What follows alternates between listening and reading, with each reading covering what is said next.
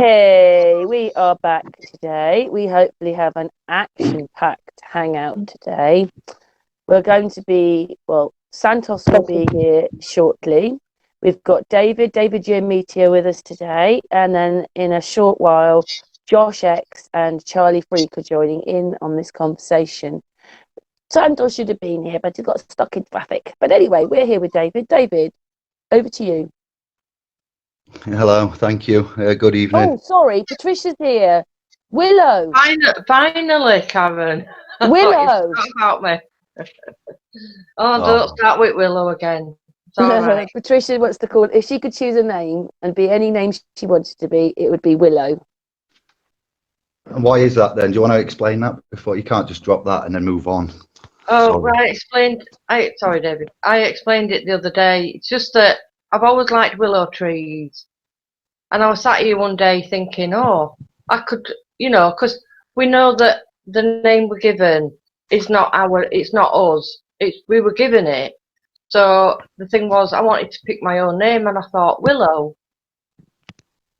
There you go. That's it. Well, I'll get Josh to examine that later then, with the... no. Don't want to split my name. Yeah, all right, maybe not. Sorry. I'm joking. Okay, Willow. Patricia, Willow. Thank you, Willow. At least it's not Pussy Willow. Patricia! No, because I'm just saying, because people say, Pussy Willow. P for Patricia. Pussy Willow. Anyway. Okay, Patricia. David, do you want to just explain? Go on then, explain what you want to happen today on this hangout. Well, the idea is, for everybody, what we're doing is, I'd like to go through 8,000 years of history, not point for point, but, period, dynasty, civilization, or, political timelines as we see them with Santos there, because I'd like to get to the point of the future where we're going to have this Christ-like consciousness, Jesus, Messiah, Saviour, all known established major religions and bonded mans, the priests and the cardinals to be covered, the Jesuits, up to the point of zero. And then when we get to zero, we would slow down a bit here and examine the crusade fiction, the world's greatest story, what this Old Testament or New Testament KJV relevance is, and then slow down with the Justinian period into where he brought, Santos has brought us, the fam, the names, antiquities, pre-Christian antiquities, writers and scholars that will go through there. And this is going to be quite some feat, to be fair. And then these antiquities, zero, Constantine, Josephus, Joseph at will, the lineages, the empires, and then furthermore to the writings of the Gospels of the books. We've got Assyrian texts, Dead Sea Scrolls. There's lots to go through, including, not in this order, the Enuma Elish, Battle of Gilgamesh. The Bible itself has got archangels in it. If you swap the word archangel for alien, let's just go and do that and put it out there. It becomes a whole new story. Chariots of fire going up to heaven, discs seen by prophets Abraham and I believe Moses, and stories, lost books of. And this is not all now tonight, but you ask. So it's going to come to a point where we have to now recognise the digital download, the waterfall of Aquarius, the light that we're in. We've got too much information, a lot to to look and examine at. So I have prepared a timeline and some documents for us, which are going to help me and you keep the continuum of philosophy and religion and civilization and science. And I have actually on my laptop now 2 documents of hundreds of pages long that I've created specifically for this chat. We're not going to go through them all now in its entirety, but they will be available for download from our private domain. I'm not here to advertise that. It's not about me and the domain. It's about man and the future, souls, bonds, and the Christ-like consciousness. And so they will be available. There's a lot of data here, and we will be doing a continuum of this. But then, we're going to go to zodiacs, all right, because Isis is one of the, now when I say this, Egyptian ISIS, as your cognitive dissonance, all right, because of what ISIS has brought to you in the news. Osiris and the constellation, who created what, allegedly. Egyptians, archaeology, mainstream academia will tell you that Cheops is a builder of the pyramids and when they're from. But if you look at Sept, Horus, Osiris, and etc., you will find stories massively, is that Santos? So I'll just be quiet a minute. Hey, Yeah, I'm here. Santos. Well done, Yeah. Santos. Uh, What happened there then? finally got home. Oh, he went down the wrong road, did he, the taxi man? Yeah, we did. It was hectic. Anyway, I'm really glad that you joined us, Santos. Thank you very much for being here. We appreciate your time, as I know that you're away and everything, like coming on a little hangout with us. But anyway, obviously here is Patricia and David, and joining will be Josh and Charlie, who you know very well. David? Brilliant, excellent, much love and blessings. Thank you, brother. I'm glad to see you've made it and that your taxi man did his job. I hope it wasn't an Uber, not to advertise, but sorry, or a wireless one. Well, very quickly, how are you, Santos? Pretty good. I'm struggling a little bit with tiredness. It's been hectic and I haven't had good sleep, so I'm really tired, that's all. Yeah, it feels really strange that you're in America and we're talking to you there. All the times in Australia, and now you're sitting there with all these American people in the taxi that we heard. Yeah, you've been away. You obviously enjoyed your trip away. Another trip somewhere, didn't you? Did you had a good time? Yep, went to Costa Rica and then Nicaragua, and now I'm in Miami. So after this, I'll go to Oregon. Wow. Right. So you're quite travelling a lot then, really. You enjoying yourself? I am, but it's tiring, that's all. But it's very exciting. I'm learning a lot. I'm seeing a lot and definitely enjoying it. But I want to settle. So I think after Oregon, do a few presentations there and then go to Nicaragua and just settle there for a while. Just relax, try to build up my health and just enjoy my life and rest. I need a rest. I've seen you've got a new picture up on your Facebook. It's a nice picture of you, Santos. Yeah, the old one was not doing it for me. It was from a time that was not a really good time in my life. So this was when I was in America, in San Francisco. I was feeling good, and I think I want to just I know you look quite trendy, Santos, with that hat on. Yeah, I guess so. I like my beanie. Yep. I like my beanies. Stylish, what you meant, stylish, styling it on. Well, he just looks, I don't know, he just looks 10 years younger, if you know what I mean. Yeah. You look good, Santos, so I'm really pleased about that. Thanks, Karen. That's all right. Yeah. Sorry, David wanted you to, David, back over to you. Yes, I'm happy to see. I'm ecstatic. We are over here on the UK Anglo Terra Firma. You've got love and following over here, brother. So, again, from me, whatever you're doing, keep it up. And thank you for joining. And we know your time is limited. And if it's any constellation, I'm on the night shift. You know that. I'll let you know. And I've had family issues and crossing over to nocturnal time. I think I went to bed. I was planning today and getting some timelines ready. I went to bed at 1 p.m, up at 6 p.m. So I'm a little bit like yourself there. So it's just relaxed, informal chat, and just to have you to bounce some ideas off. You can step in when you want to, and I'll ask you as well. But yes, Santos, you have permission to speak when you want. Okay, you're quite quiet last time, and I've never heard you so quiet, Santos. And I played back the video because obviously I uploaded it, and you said nobody asked me to talk, but I did. I asked you to talk. But anyway, back over to you, David. Yeah, we need. I was just explaining where we're going to go and why, and I'll just encapsulate again. We're not going to individually, specifically go over each period and dynasty, brother. But you've taught us quite a lot. You know, we can't thank you enough for the outlay of the content. So I have got a thread in philosophy and religion, and then civilization and science, and it's just. I'm going to be looking at moving to the private with regards to the Christ-like consciousness, and we've got a lot to bring, and I'd like to, over the course of this, I don't know, 2 hours or hour and a half, however long we have.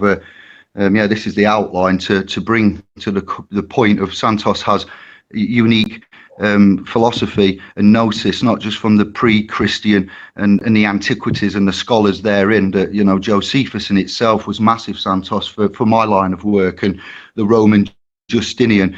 But to get to that, and the legalese, you're quite renowned. That's where I got a lot from as well, and seeing you outside the courts and what you've done there. So the legalese to bring into it, and the Justinian after the pre-Christian and the gnosis is there. We'll skim across the eras, and we can go into detail as much you want. Egypt plays a key part. I did cover Princess of Scotia, the banished Nubian princess with the red hair, going over to Scotland before it was Scotland, and the DNA, Egyptian DNA over here. And then we've got the planets. You see, Santos has got the lockdown on this is where it's a change with the digital age and the information and the consciousness. The planets, we've lost touch with the planets. We have chocolate bars and galaxies and Milky Ways and Mars confectionery, but we've lost the connection there, and these bodies are very important. So with regards to Egypt, Osiris and Horus and Sept and these statues, Mary and Jesus there, Osiris, Horus, this connection, it's massive again.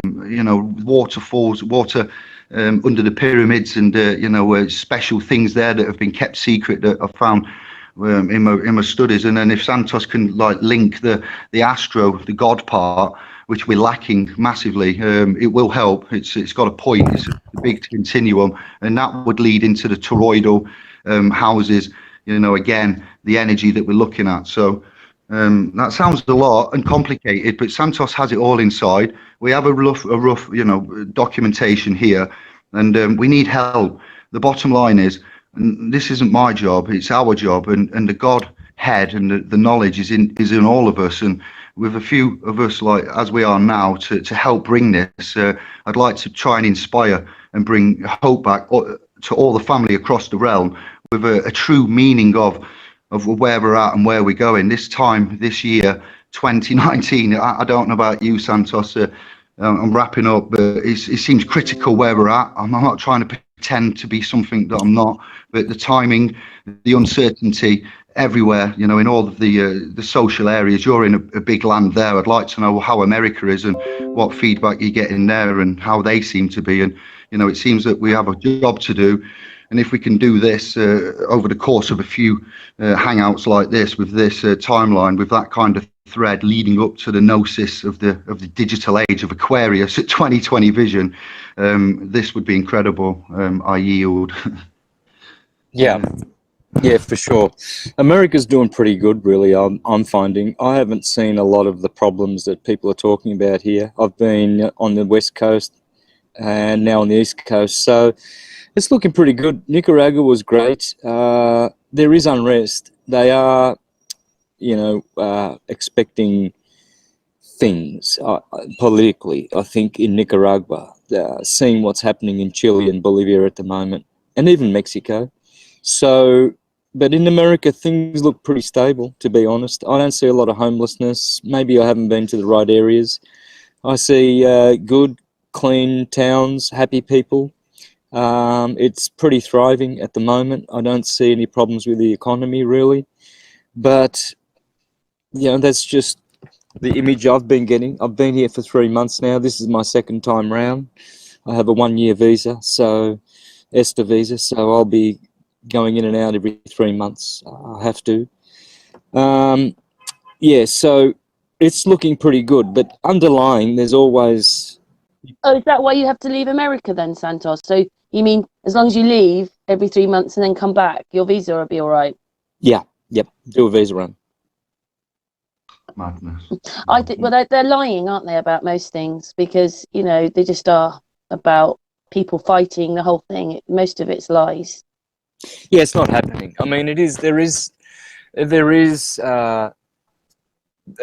that, but it's not to the degree they're saying. It definitely is not. You know, it's underlying. The people are still quite awakened, I think, even though the masses are not, but there is an awakened component, and they do not take shit. You know, people here are very, very aware of their sovereignty, I think. That's what I found. I found that people are quite advanced in that area in America. So it still has that spirit, the American spirit. And I don't think the governments and their oppression are going to have it as easy as they think they are. You know, the elite and their oppressive system, even though they keep tightening the screws here and there and keep implementing certain things, I think when it comes to the crunch, people power will win the day.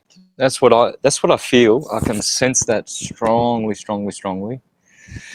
Hopefully I'm not wrong. You know, I am very hopeful. I've always been rather hopeful and waiting and hoping for something great. I've never, you know, put my hands down and just given up. I've never had that attitude, even though personally maybe I have, you know, maybe I do and get frustrated and perhaps don't have as much faith in myself as in the universe and it's going to be good.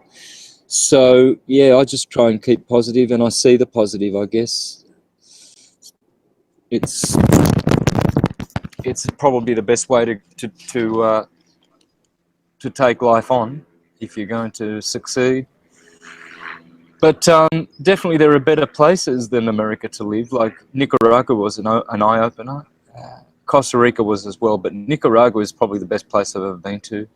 It's the people are very, very good and quite sovereign, and they don't take any shit. So last year when or about 3 years ago, when I think it was Barack Obama or someone was trying to get the pensions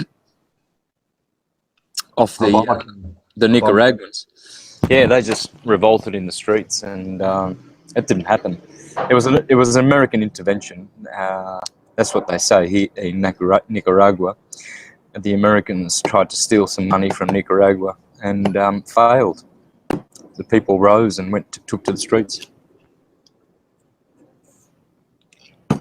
There's a little blood. Yeah, you can't do that here anymore, because over here the law is if more than 3 people is called a crowd, and then that's rioting, and police can come in and break it up. I know. Yeah, it's not very good. Doesn't give you much of a chance, does it?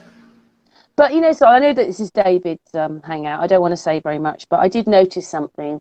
You know, I worked out that you have to take their figures, unfortunately, but we've got an election coming up, and they only say about, when they give you the figures, 35-40% of the people vote, and half of those don't vote for the person that's in. So on a very small percentage is making all our law.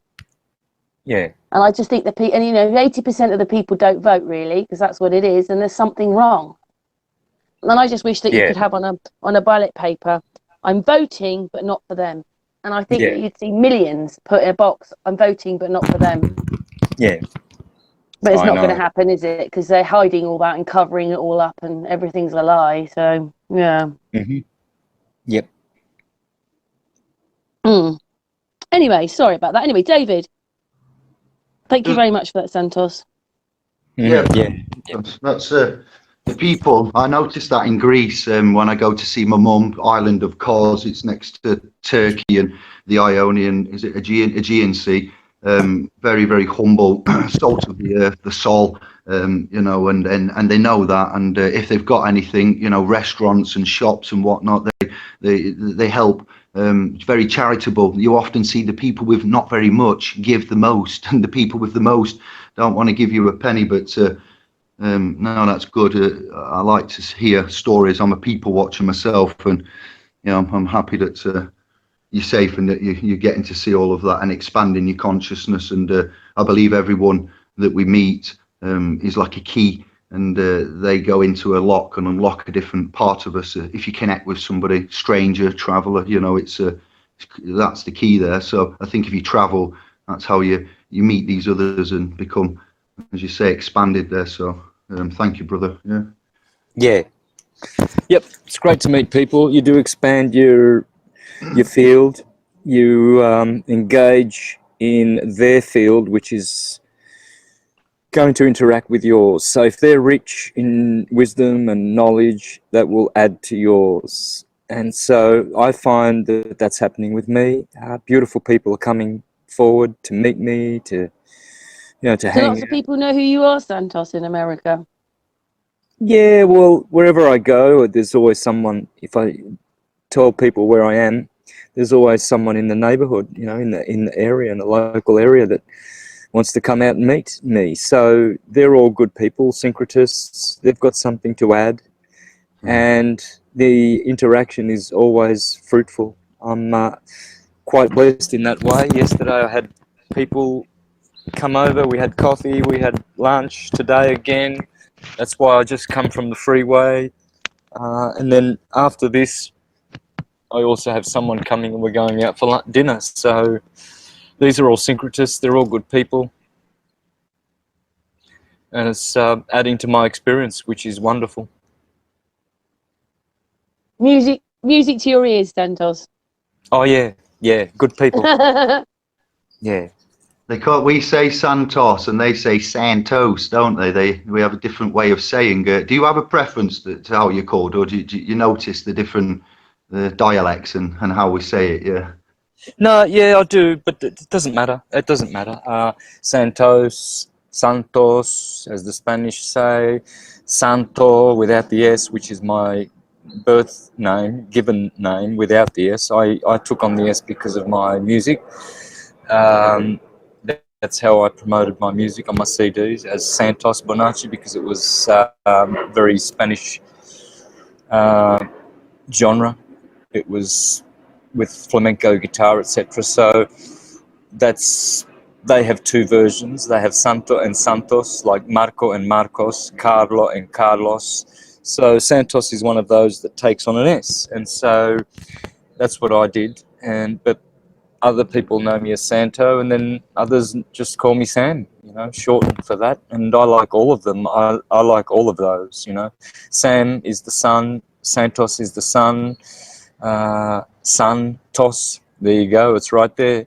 And it means saint or holy. So all names do anyway, whatever your name. Yeah, so you like that then, Santos? Well, all names do, as I've shown. All names go back to the sun, and all names mean holy. But just that mine is more obvious because it's actually the word as we use it to mean saint. Saint is santo. So, but whatever it is, Karen is the same thing. It's the sun and it means holy. David means the sun and it means holy. Michael means the sun and it means holy. You give me any name and I'll show you how it means the sun and how it's holy. Because the sun is the only giver in the universe, the true giver, life giver. And all other bodies are receivers. The moon, Saturn, Jupiter, they're all receivers. We are receivers. And so when we invert that receiving energy to giving, we become a solar hero and we go back home to unconditionedness. But it's all about turning the inverted from receiving and being a receiver and a taker to a giver. The sun is the only archetype, universal archetype, that is the supreme unconditional giver. It gives its rays of light to good people and evil people. It makes no discrimination.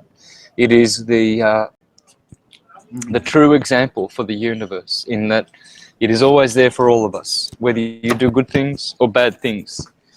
Ultimately, you will judge yourself because you won't have the soul force to go back through the sun to unconditioned cause.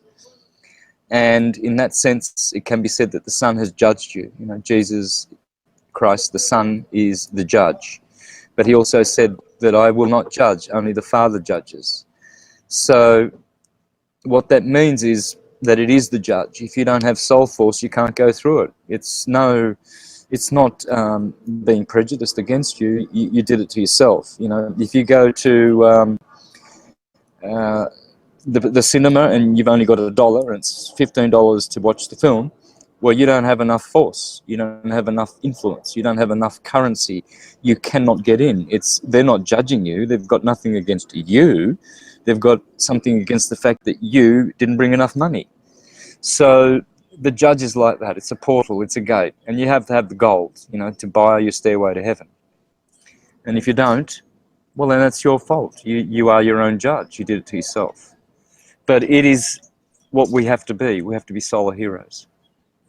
With you saying that, then the currency would be the knowledge, the gnosis, the self, knowing yourself. I remember watching a video. You said, this is going off point, but I've got to say it now. You presented how to learn. I don't know if you'll remember it, brother, but how to learn many languages in a few minutes, and you put the Spanish, was it nombre, hombre, name, and how they have very similar endings for the male and the female, and how that was truly enlightening with regards to, you know, the language and the knowledge, the gnosis. If you have that currency, dexterity mentally, then I would argue that would be your payment, and weighing up the soul, not so much for those that are watching thinking, well, how do we get money to pay for the afterlife? You know, just yeah, thank you. Does that make sense?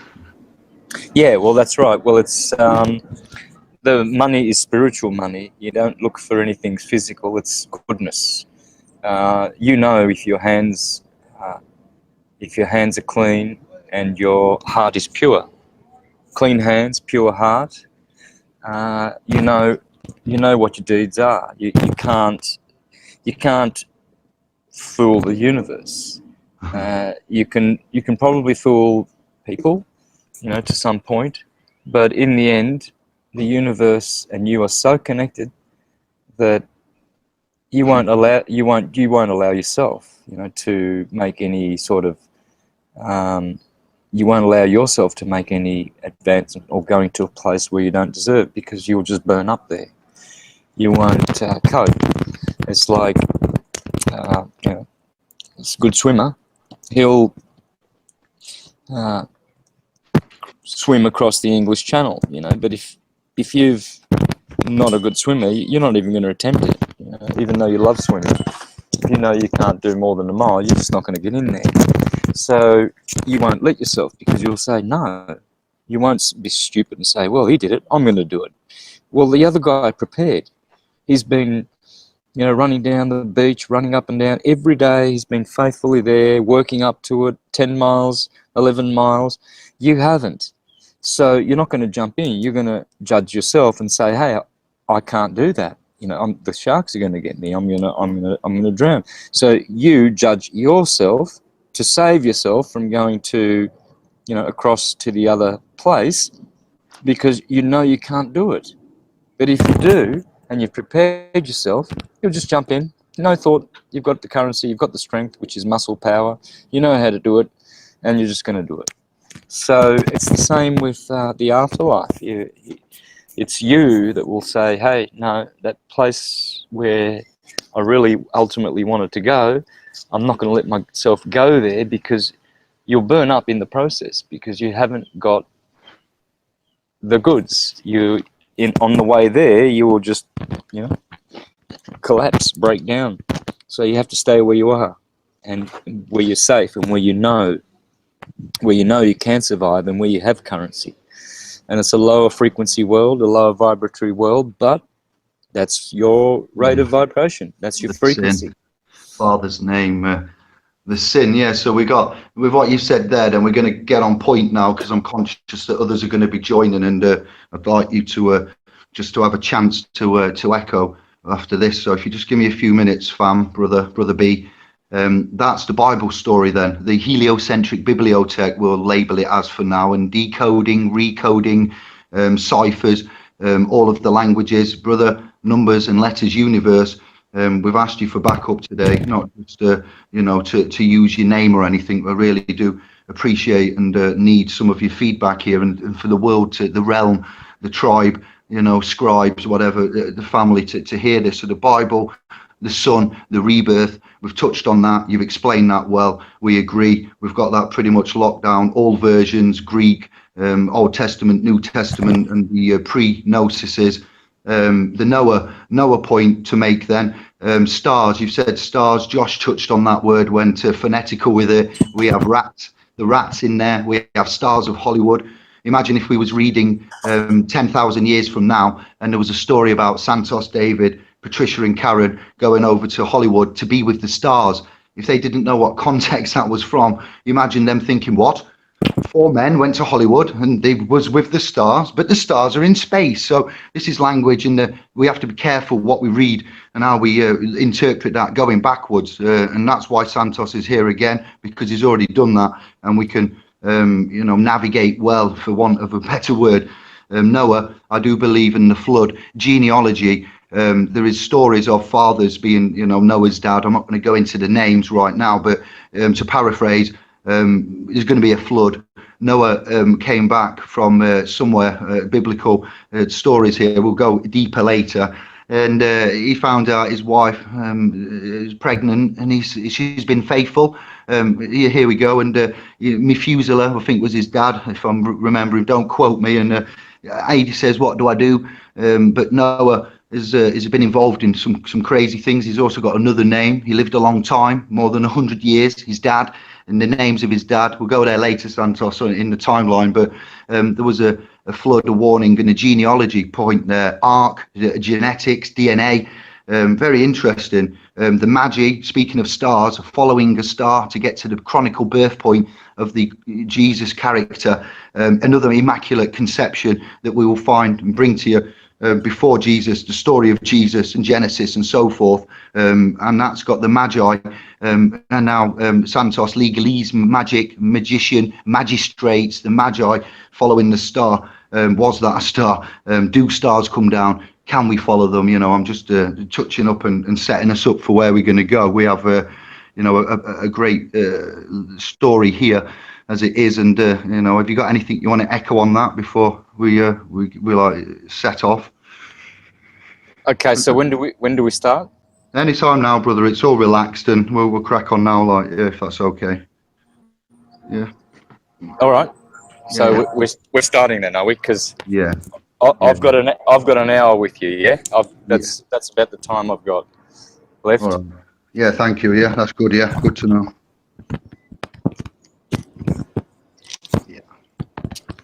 Don't you see that somebody's microphone, their headphones or something keeps moving around? It probably picks it up more on my phone than on the computer, but I can hear it a lot, someone's headphones. But anyway, carry on, David. Oh, Santos, I just said set him up for, well, I can carry on, but has he got anything he wants to bounce back off that bit there with the Genesis, Bible, story, Noah, stars, Magi? The genetics, DNA, prodigal things. These stories are repeated in many cultures across the realm, in different books, different gospels. Shiva and Mahabharata. There's lots, all around. So basically, I was saying there's a story there, there's a message, and we have got that to outlay in some kind of lineage. Not do it all tonight, but all right. Yep. The story is basically about the stars and that we are stars. That's why we all have stars in our names, Sister, youngster, spinster, master, monster, superstar, fraudster, mobster, gangster, rockstar. Everybody is aware of others being stars and themselves. So those indicate that we are stardust, we come from the stars. And every story is going to be about the stars. That's what it's going to be about, Yes, there's a definite mini star, par star, ra star, far I and I. Yes, sorry. Before we go to such things as Vatican popes, the Antichrist, papacy, let me think, the Romes and courts, Jesuits, Babylon, Greeks, Phoenicia, this would come, later on in the timeline. We have got what I'll say to you then is I'll go through some timelines now, and while we wait, see if others are going to join Santos, and then I'll have like 5 minutes, and then I'll let you bounce back with some comments, and we'll just like, I can't believe I'm going to do this, but thank you. 6000 BC, BCE up to 2019 CE Common Era, and you know, I didn't. It goes back further, but you have Egypt on my screen here, burial of the dead Egypt at 6000 BCE. First irrigation. There's the pre-dynastic period of Egypt, known as the followers of Horus. Horus, yeah, 6000. That says here to 3150 BCE. So that's an incredible amount of time. You know, nearly 3,000 years, I'd argue. You've got the concept of the afterlife develops during the pre-dynastic period in Egypt. Still that same period, all right. You've got rituals developed there. Arini Cave was inhabited. You don't have to know everything, Santos. I'm just reading from a massive list. You just make some notes or anything that jumps out. You know, as I go along, I'm going to skim through it. Yeah, so we cover in Egypt there, 6000 to 3150 BCE. Heka develops during the pre-dynastic period. You've got the sacred bull, Bulla, Leiden Bulla, Romanus Pontifex bull. We've covered this a lot, which is later known as Apis. The bull, the legendary, that's something that has never been found, if anyone knows about that. Worship during that same period. And in Heka, you've got papyrus being developed there. That's, you know, some kind of writing, you know, paper form. For those that don't know, along with the Egyptians, and we had tablets of cuneiform to come up in a bit, haven't we, with the Sumer, but I'll stick to this. Worship of Osiris begins in this same period that I've mentioned earlier to, you know, Enki, 5400 BCE. Now we're moving forward a bit. I'm going slow but methodical. Shrines to Enki, Enki, built at the city of Eridu, Eridu, in Mesopotamia. Okay, this is one of my favorite periods, Santos, for many reasons, for the Gilgamesh battles, you know, and Mithras and things that are to come up, and the church and state, you know. But yeah, 5000 BCE, there's evidence of burial in Sumer, which is, you know, Iraq, Middle East, Persia, these kind of places that we were told didn't do much, weren't very technically advanced, had nothing to give, nothing to offer. It was basically dust and animals, 6000 BCE till zero. And, you know, we found a lot of overwhelming evidence that these were building massive buildings, megalithic blocks. You know, what have we got here? I'm just going to skim. Anything there that stuck out that you want to say, Santos, that you've got a comment on that while I look for more? Well, I'd say that these are all, you know, post-Tartarian empires which were just recently taken over. I'm sure you're aware of Tartaria, yeah? Yeah, Carrot. For those that aren't, continue on, brother. Well, yeah, well noted. Go on. Mm-hmm. Yeah, so I would say that Tartaria was the golden age, you know, and when the heavier ages came, I don't think we were ready to, prepared to conserve that old, beautiful wisdom, and so we were taken over. And so this is where our troubles began, you know. The entities that are running the show right now have been able to take advantage of the fact that we've fallen asleep, you know, in this darker age called the Iron Age. So, but the vestiges of that golden age are still around. I've been driving through Miami today, for instance, and that was absolutely amazing to see all the Tartarian buildings there, still there today. And we just think that they were old, you know, from the 30s and 40s of last century and the late 1800s, but really that was evidence of the golden age right there. That's just the one topic that I haven't got covered here, but I am aware of it. I have talked with you about this. We said that, if you remember on that private chat, I said the only thing I can see here, and that my scribes and we're seeing, is that there must have been some kind of sonic sound, a phonic release. Not must have been, highly likely that there was some resonant globe realm-wide, sorry, dissonance frequency that rendered mud to a water-like status then, and rocks, whatever, and liquefied. I don't know. So we know it's sonic, phonic, atom, autumn, as you know. And so I said to you, it looks like, yeah, they had some kind of cover up, literally, with the liquid mud, water-like. I don't know. It's the power systems. Is it not the Zoo of Berlin that they say holds so many great whatever? I forget now. It's a bit fragmented, but power systems. Russia. Tartaria, Karen sister says that it was an anagram of Atlantis. We just touched upon this earlier, did we, sister, as well? Now Santos has synced it in. Yeah. Yeah, very. Yeah, I must admit, I've been looking quite a lot into Tartaria, so yeah, carry on, guys. It's one of the last links. I mean, sovereignty, things like that. Open your eyes. The flat Earth, geocentric stationary Earth cosmology.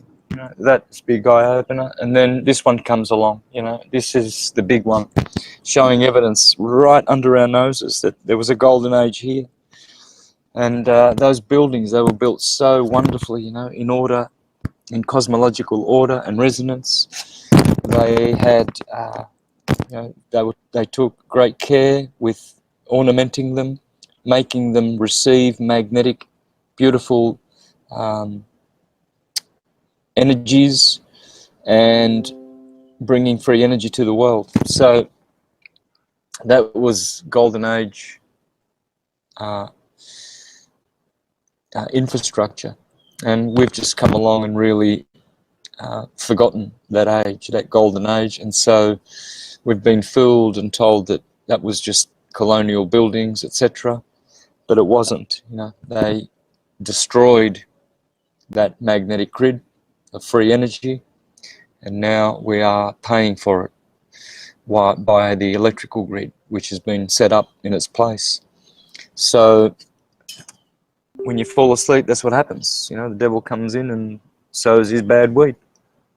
It's like, yeah, it's like there was a war of some kind, and we have. I mentioned on Shiva there, Shiva. I'm looking at the god, a deity there being a force rather than an actual form of a, you know, a personification of a character or of a consciousness. Shiva, cold. You shiver when you're cold. Cold fusion. You know, in my mind, it's random, but it gets me there. And these Arabian Peninsula evidences of.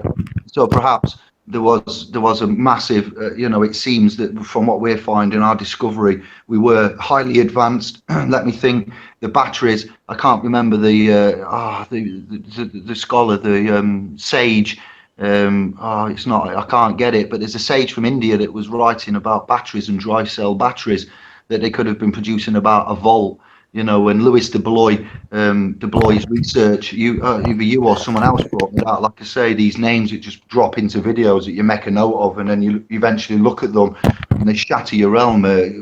Atoms and cells having voltages, and how much we have there. So power, recognition that we are power, Tauruses, toroidal, that in itself, harmonious, Atlanta-like, a golden age, 369 Tesla. Somebody, something. Wow, yeah, you've taken us massively off course, but very importantly, I'd just like to throw in then, just for fun, Mandela effect. Sorry. Yeah, that's another one. Atom, atomic, go on, particle. Yeah, that's another one we have to come to terms with, the Mandela effect, for sure. But we appreciate that. This is what I mean with you. You have a mind that's very dexterity. You know, we've got a lot of you know, ability there. But that's later. And in your works with your energy and your, I've got to catch up. As you know, I'm quite behind with what everybody's doing. But these ages, Neolithic, Greece, agriculture, the bones and the tools and the things that we've seen in these fortified old places that weren't doing much at the time. It appears that there was doing a lot in all of the continents, and perhaps we had a period of and the history that we find is very much contradictive. But what we have got is the stone tablets, megalithic blocks, things that haven't been destroyed of goddesses, and to do with synchronicity, and so forth. It seems to guide us in the way, doesn't it, in the face of confusion. Like sister, you were saying something about Ireland earlier before the chat. Me and Karen was having a catch up, and she mentioned something about Ireland, and just randomly out of these 700 and something pages on this one document, I found that in 4000 BCE, Carrowmore, a megalithic cemetery, begins in Siglo Island. So it's Sligo. We got the evidence of religion, first written evidence of religion in the world recorded on Sumer tablets, 3500 BCE. Yahweh possibly developed from Canaanite god of metallurgy during, that wasn't a missed mistake, I have to say the word sometimes pronounced to get them right, during the Bronze Age. First written evidence of religion in cuneiform was said 3500 BCE. Ness, Brogar, a new religious site in Orkney, Scotland. So we have a lot to touch upon going forward. But I want to say to Santos that before we go to let's get to Jesus, all right? Because this is the crux. It doesn't matter about the extra that we've got now for this hangout.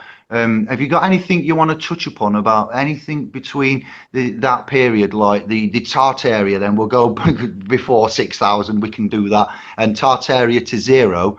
Anything you think that is, anything relevant from the, up to the Roman point? We're going to go with the, from the Greece, Egypt, anything like that you found in your research or discovery that you want to re-say, or anything that shocked you, or to do with that, then you can say now, Santos. Otherwise, we'll go to 0 and the crucifixion, and I'll just touch upon that, and then you can bounce off. What about the Christian history? Well, that's it. We'll go. Yeah, the pre-gnosis there, the onks, and what you found, anything that you've got before 0, and Constantine and Justinian. Let's just cover that from Tartaria to 0. Over to you. Just anything you've got in your head that in your research and discovery, and then after that, I'll set us up for 0 onwards, and then you can come back after that if that's all right. Yeah, we'll see. I don't think history is as we've been told. I think 0 point is a point in time where the past and the future actually met. It's not the beginning of a new era. It was like to me it was like 0 point. The year 0, supposedly when Jesus was born. Everything that was prior to that is kind of unfurling post that in the same way. For instance, 44 BCE, JC gets betrayed by Brutus, Julius Caesar. Year 44 AD, and gets betrayed and dies on the Ides of March. 33 CE, JC, Jesus gets betrayed by Judas on the Ides of March. Now, if you go back, then you've got Alexander the Great, 323, dies at 32. That's fighting the Persians. Now, if you go to 363, Julian the Great, Julian the Emperor, dies fighting the Persians, and he said he was an incarnation of Alexander the Great, and his parents were Hellenic. The greatest emperor ever, Neoplatonist, dies fighting the Parthians. Same people Alexander the Great was fighting, and died at 323, whereas Julian died at 363. Then you keep going back further, and you'll find that similar very, very similar things mirrored in history occur. For instance, 1500 years before zero, you have Moses, who is Hermes, turns up. What? Okay. Oh yeah, carry on. Yeah. Moses Oh, is yeah, just another way of saying Hermes. Both have the writing stylus, both are writers. Moses writes the Torah, you see. Hermes writes the tarot. And then in 1500 CE, Common Era, we've got the Renaissance. And what were they translating? But the Corpus Hermeticum. Marsilio Ficino was translating the Corpus Hermetica. Well, that's Moses. And he even said in the preface, I have found and discovered that Hermes, who we call Hermes, is none other than Moses. That was the Renaissance. So you see, a Moses period, 1500 years prior to the year zero, and post year zero. Then you come to 2000 years before the year zero, you've got the Abrahamic religion. You know, and Abraham, of course, has his sigil, which is the Star of David, the original. And now, 2000 years after the year zero, what do we have again? A revival of the Abrahamic religions, and the Star of David turns up on the flag of Israel, and the whole concept of the conquest of Israel is in agreement 2000 years after as it was 2000 years before. Now, I've only put in the skeleton there. I can go in and fill in a lot more stuff. Lots of stuff. For instance, the kings, King David, King Solomon, etc., 1,000 years prior to zero. Well, if you go 1,000 years after, then you've got all those famous kings again, like Charlemagne and all of these great kings who supposedly established Christianity about 1,000 years ago, a different branch of Christianity, like a Gothic, you know, a very, very different kind of corporate Christianity. So if you look at the timeline as it gets sucked into the year zero, and then as it unfurls past the year zero, you will always see reflections. I'll stop at that because that should interest you to be able to work it out yourself. And I think I've done a video on this. I actually have. I forget what it's called, but showing how the year zero is just like a mirror. It was a vortex. It did exist, you know, and it was 2,000 years ago, but it wasn't anything like what we think, the birth of Christ, like a historical figure. But it was the birth of Christ in that it was history started again backwards from what came into it from the past, if you know what I mean. So many writers. Santos, can I just say something? Every time you move, something's moving on your phone. Does everybody hear it, or is it just me? Yeah, I hear it. Yeah, it's your headphones are moving around or something. Right. Okay. Well, I've got earplugs. That's it. It's those things. Yeah. Anyway, so I didn't mean to interrupt you, but as you're talking, we can hear that noise coming over. Sorry. Right. Okay. Well, I'll try to keep still, but I mean, I don't have headphones. They're just earplugs. They're straight in my ears, and I'm virtually just sitting here still. Sorry, Santos. Carry on. Didn't mean to interrupt you. Carry on. There is a little crackle, but it's not massive. But it might be static or hair or something going round. If not, then yeah, it's just that. Yeah, maybe wind. It's not that bad though. No. Yeah, I don't know. There's no wind here. Okay. It's pretty still. I think it's just faulty earplugs, I think. We can still hear you, Santos. That's the most important bit. Yeah, thank you for that. That's more than I haven't seen that video, that one that you've mentioned, and I've watched a great many. So that's just overwhelming to many of the viewers, and that's why. I've got some documents here. Like I'm on page 352 of 1500, and we're not going to go through all of them. Don't worry. It's just as you've said some dates there. 44 BCE. I've got Cicero writes his De Officii. Oh wow, you say it so well. Compared to you, I sound like a chimpanzee, but I'll continue on. Official Syrio writes his De Officiis. It's spelled Officii. It's 36 BCE. Octavian, Octavian strips of all power, but Pontifex Maximus, supreme priest, allegedly, Lepidus, dies of old age in 12 BC. We've got 27 BC to 14. Nabu, never heard of it, Nabu, recognized in Greece and Rome during the reign of Augustus Caesar. Life of Jesus, 1 CE to 100 CE, allegedly.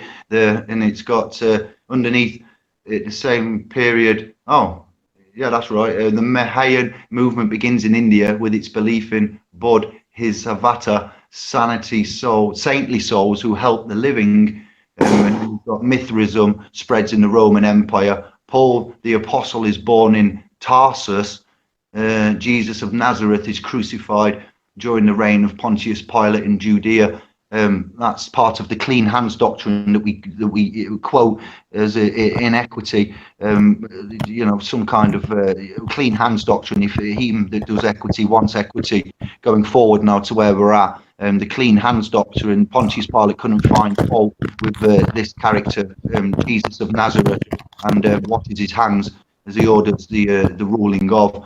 I'll stop on that bit, and we've got on the other side to do with my other page of kingdoms and civilizations.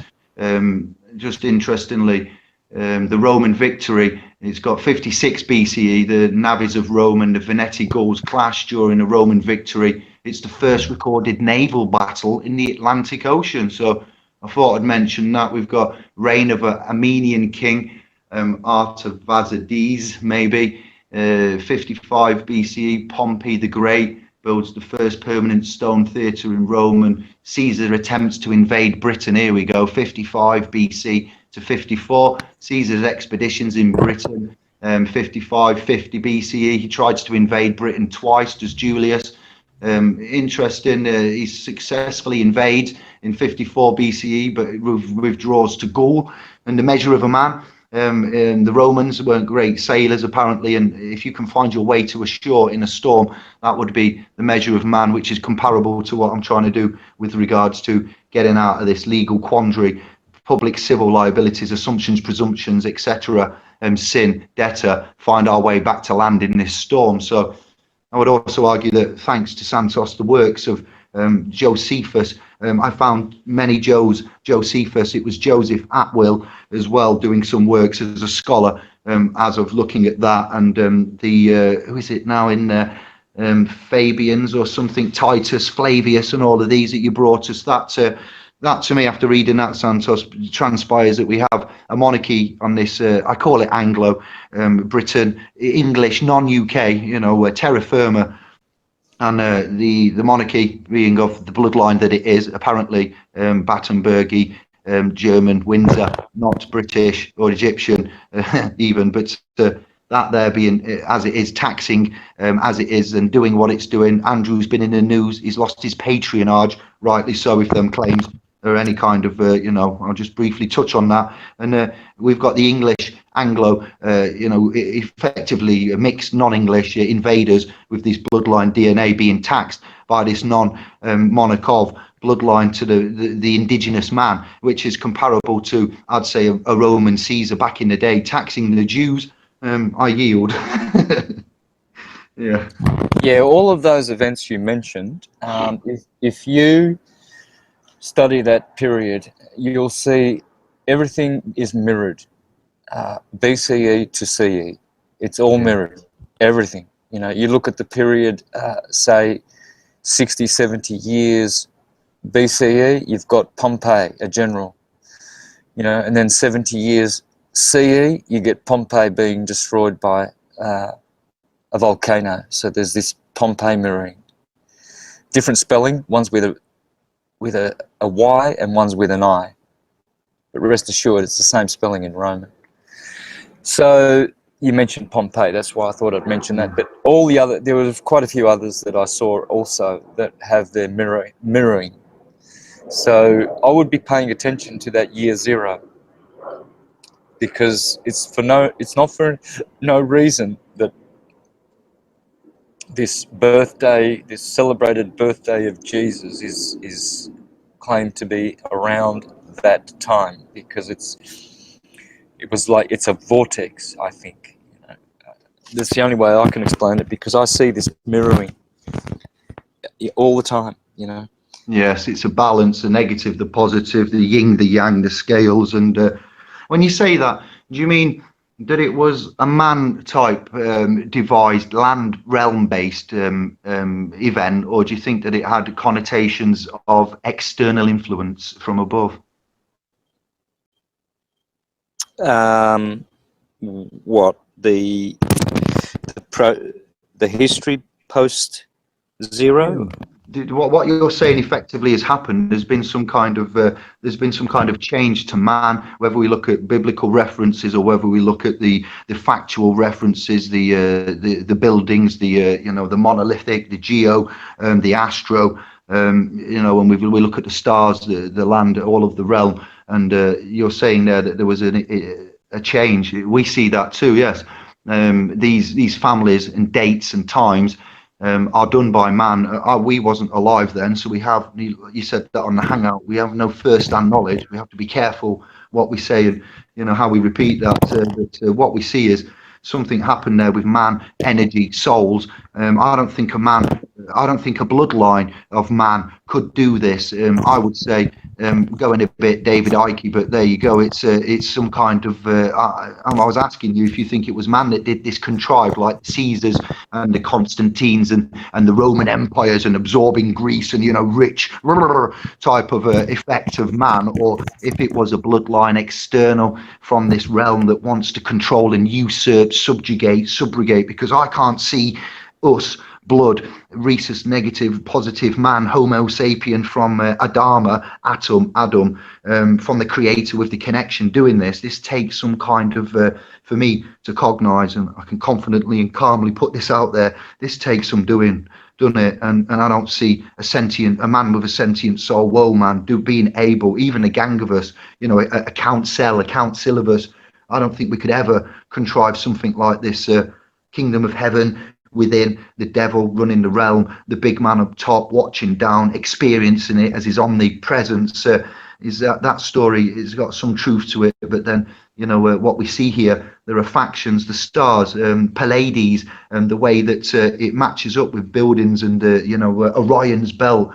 These things tell me that there's visitations and there's symbols and there's signs, and even the Nazca lines and that tarantula matches up with, you couldn't make it up. So there's evidences here that tells me, Nazca, wow, yeah, shouldn't have said that. Can I add something? Go on. Go, yeah, please go, yeah, I would. It's just in this Tartaria bit and realising that they've lied about Ireland, and according to things in some information that I know, that basically we were going to Ireland to be educated, and it looks like maybe the Irish built the star forts, and they all seem to be under the stars, don't they? Under the constellations. They seem to match up with the stars above. I just thought I'd add that. Yeah, they all do, Karen. They all do. To answer your question, David, it's mind, universal mind. It's ordered. And universal mind, which is a projection from source, it's like a computer program, and it is ordered. This is why the Bible talks about 1,000 years. 1,000 years. One day with man is like 1,000 years with God, or vice versa. 1,000 years with man is like one day with God. Krishna says, every 1,000 years I recreate history. So Uranus has an 12, it's an 84-year orbit. 12 times 84 brings you to 1,000 years. And Uranus means heavens, Uranos in Greek. So that would be Krishna, because his number is 1,008. And in fact, the 12 times 84 years, Uranus's orbit, is 1,008 years. So somehow it's slowed itself down to 1008, but really the 1,000-year cycle is the cycle of history. Every 1,000 years it repeats.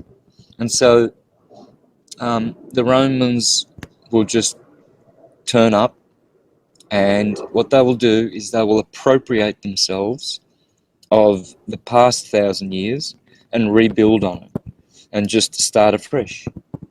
And they will just continue their story. Toleration of man. It's like the Roman Empire, Constantine tolerating Christianity and so forth. It's edicts, and the Romans play a massive part as to where we are now. I'm glad you said that. Yeah, and the Romans reincarnated into England. The Can I English ask you something? If the word is like row man, isn't it? Roman. They were rowing. Boatmen, boat people. Yeah. Yeah. So, Yep. I'm only learning this. I'm learning. I'm going Go through on. this. Yeah. Anyway, yeah. look at it go, Santos. Look at it go. Or that's it. That's how you've got to work it. You've got to see it like that. You've got to be able to see language as as hiding truths. You don't just hear words and just take them, at face value. Look carefully. Ro is Ra. That's the sun. So they're also men from Ra. We all come from the sun. The sun is the giver. Everything comes from Ra. So we're all Ramans, rowing. The sun is rowing. It's said to be a boat on the ecliptic. And Jason, Jar's son. No. Well, My middle name's Jason, David Jason. Carry on. Oh, no. Again, all names are from the sun, all of them. Oh. There's no name that is not from the sun. They're all solar names. Boy names, girl names. My calling, sorry, correction, we're at easier soldiers. My calling, it's not a name is for a company. I know that, scribes. Just when I'm excited and tired, we forget we're at ease here. We're trained to speak legalese, Santos. Here we go. Romans, then language, grammar, phonics, debased language, dissonance, resonance. Sister Karen picking up on the etymological, phonetical, sonic, resonance of Roman, ROWROE. Roman, well said, that's bang on point. So we then get trained, indoctrinated to the alpha beta, and how we've got this numbers, language, letters, universe. And from what I'm seeing, I've been told, taught, you have, we speak legalese. We don't speak the language of the land. English is the most spoken language around the realm. We see why now, because it's a negative, cursive, confusing, double Dutch, if you like, language there, containing all elements of the realm, where pH, physical, phi cycle, we like that one with Josh, and the phi, Fibonacci, let me think, the maths man, who is he, Pythagoras, very important, and then we go Poseidon. So we talk to speak a non-resident, non-indigenous language that is legally liable, makes us legally liable. Can you, because I know you're a fan, not a fan, but as I am a fan of this, text and how it enropes us into our own demise. You said earlier about the currency not having enough and the way that we pay. Well, forgive them because they don't know who they are and what they do. When they sin, when we sin, we do that willingly with our will and our mind, but we are told to speak a phonetical corruptive language, which is bad for our soul. So that's called English, everyone, the common tongue. Your mum, when you're born, would give you her tongue, the mother's tongue. I like that very much. And then we learn from the mother's tongue the dialects and everything. And after that, we go to the indoctrination and we learn this Oxford water, bull water, grammar, grammaton, tetragrammaton. Santos, over to you, brother. Oh, those are some very, very good thoughts there. Those are very, very good. Mother tongue, that's interesting, isn't it? Because you're listening to your mother when you're in the womb, you're listening to her tongue, so you're going to be getting that language already from in the womb. So this is very important. But the legalese side of things, we are speaking legalese. Linglish still exists, of course. It's there. It's like, I guess you could say, an operating system in a computer. It's there operating the program, but you can run different types of programs off that operating system. So that's what legalese is, and we've been tricked into using it, or not necessarily tricked, but it's just become a custom. I don't know whether it's a trick, but certainly they've inserted it in the schools, etc. But it all comes from Rome, because England is Rome. El London, is just baby Babylon. That's what London is. It's Babylon, baby London, and it's basically Rome. United Kingdom bit then, Santos. Sorry? What's the United Kingdom bit then? What does that mean? Well, I guess that's a political entity, whereas Great Britain... The trust for Elizabeth, where she's, sorry to butt in, but it's we see it as some kind of trust where Elizabeth has congregated all of the counties and shires into one legal instrument. Entity, trust can hold property, trust can do a lot of things. So not to interject over Santos's point, I'm not saying I'm right.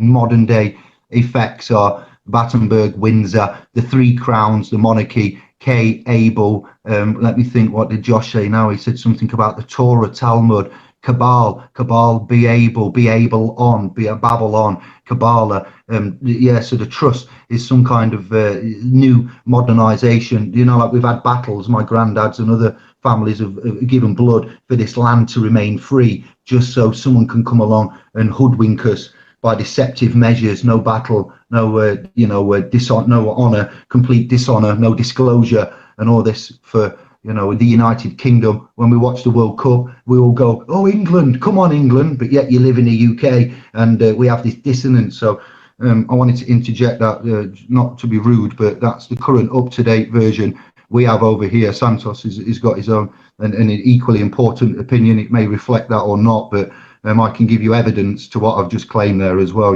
fam. So it's disgusting in a way, and it's legal on bondage, papal, 3 crowns, all through the history. The UK is not where I am right now, I assure you. Santos? Yeah, the UK would be a political entity, Great Britain would be a spiritual, religious entity, and England would be the culture, If you say you're English, that means you are culturally English. It has nothing to do with your religion or your politics. You are English, and that's cultural. So it's kind of convoluted, but I think those three things are very, very different and distinct things. Most certainly Britain is a Jewish word. It's people of the covenant. That's what it means. So it's a religious superimposition that is top down.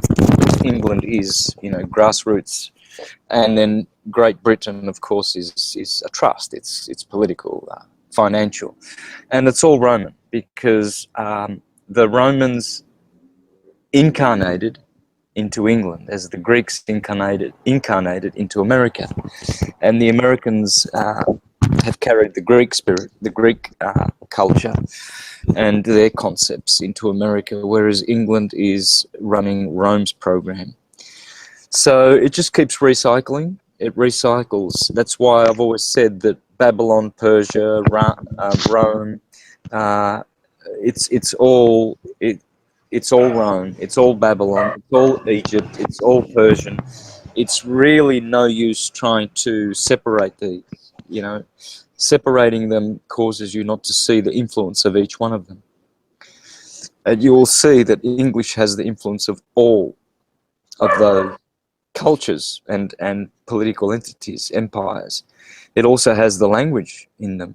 Everyone knows that English is like, they say it was a language that was made up, which I do not agree with. I believe it is heavenly and it was always there, but you can prove that it is related to French, Latin, Nordic, Celtic, Teutonic. Yeah, the list goes on. There's Greek words there. There's massive amounts of Greek words in English. Is that because the English sat there and said, well, let's just absorb all these English words? No, it's how language works. When you understand what I'm teaching, that there is only one language, and it is atomic or atomology, etymology. Etem is atom, and all is atom. So when you understand that atom is an atom, which is a torus field, you'll understand that all words and numbers come from it, simply because atoms are pulsating units of light. And light is also sound. Therefore, it has a qualitative component to it, which is letters of the alphabet, 27 thereof, which make up the Rubik's Cube, 3 times 3 times 3, right? That's around about the average of all alphabets are 27 letters, including English, including Greek, including, not Greek, Latin. Latin had All they've 27. done is turn the letters round for the different languages, haven't they, really? I don't think they have done that. It's just how it happens. Remember in the Bible it talks about God came down and confused the languages and called it Babylon, and then men were confused.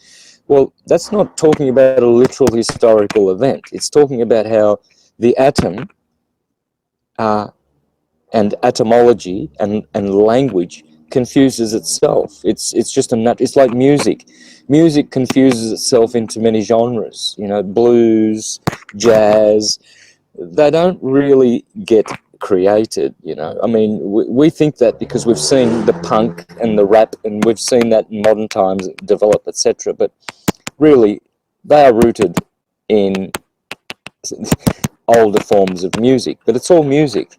You see, so if you see a tum as the source of all numbers and letters, numbers are quantities, letters are qualities, and you will see that the Jews who teach that all is letters and the Pythagoreans who teach that all is number are both right and are teaching half-truths by saying that. It's all gematria, which is numbers which have, or letters which have numerical value. So A will always be 1. You see, B is always both, Beth in Hebrew, meaning both, thank you Stan Tenen, meaning 2. C will be 3. And so when you understand quantities and qualities together like that, and that's how the universe is made, you will understand that numbers are light, pulsating light, and letters are sound, because you can't hear numbers. You can't hear the number 1. There's one bottle over there on the corner of the table. Can you hear that? No, but it's still there, and it's still 1, and it's still a quantity. But a letter, you can't have a silent letter. A, B, C, D, that's all noise. Numbers don't make noise. So you can have 3 A's, A. You can have 20 A's. But 1 is a quantity, 1 is a quality. So this is how clever atom is. Atom is a sound, but it is also light, because sound and light are quantities and qualities. And so this is why all percussive instruments are called tom. You know, a drummer plays his tom-tom.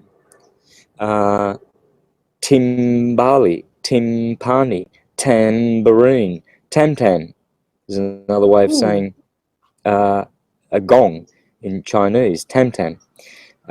All these drums, you look around, go looking at percussive instruments, and you'll see they've all got dom or tom or tim or tem in them. Why? Because all is atem. All is aten, atum, adam, adum, dom, dominus. When you know that T and D are interchangeable, and M and N. The law of interchangeable, or the rule of interchangeable. Santos, say 10, please. Base 10, say 10. Sorry. Yeah, Satan means that, see, Satan is the god of, in the Bible, Satan is the god of the world. In astrology, Saturn is the god of earth, the element earth and air. Again, the Bible tells you that Satan rules the air. Well, that's Saturn. He's the ruler of the air. And he's also the ruler of the earth element, Capricorn. So he's got Libra and Aquarius, air, which he rules, and he's got Capricorn, which is Earth. Well, the Bible concurs. It tells you that Satan is the ruler of the air. Be careful, because he's out there like a roaring lion, and he's the ruler of the world. Well, that's Earth. So Sat-10, 10 is in his name. It's actually turn, but we say Saturn because you got to hear it as you hear it. It's 10 because the number of the fingers on the hand are symbolic of our earthly body and the curse of having come into this realm of being born and dying, pleasure and pain. So it's going to be Saturn. Saturn is Adam. It's another way of saying it. Aten. Atum. And Can so I just say that Charlie's joined us, Santos and David? Lovely. Hi, everybody. Hey, Charlie. Just loving what I'm hearing. Hello, Charlie. Good to see you. Thank you for Hi, joining. David. Yeah, we did a show today, so it's good. Yeah, it was an incredible show. Thank you. I don't think we realise, do we, what everything means, basically. If you actually look at it like this way, it's so different to what we're taught. Yeah. Yeah, so going back to Saturn, it's the atom, because it's the same word. And the atom is a trinity, proton, electron, and neutron. Dielectricity, magnetism, electricity, always in that order, always. Neutron, proton, electron. Dielectricity, magnetism, electricity. Krishna, Radharani, Balaram. And the list goes on and on and on. And when you know this, you look at a torus field, and you have to be very clever when you look at a torus field. You have to consider the hyperbola, the inverse of a sphere, which is a hyperbola, the hourglass in the middle of a torus field. Well, there it is. There's the hourglass. It's right there. That's Chronos. You don't need any more, and it's the Holy Grail because it's a cup. So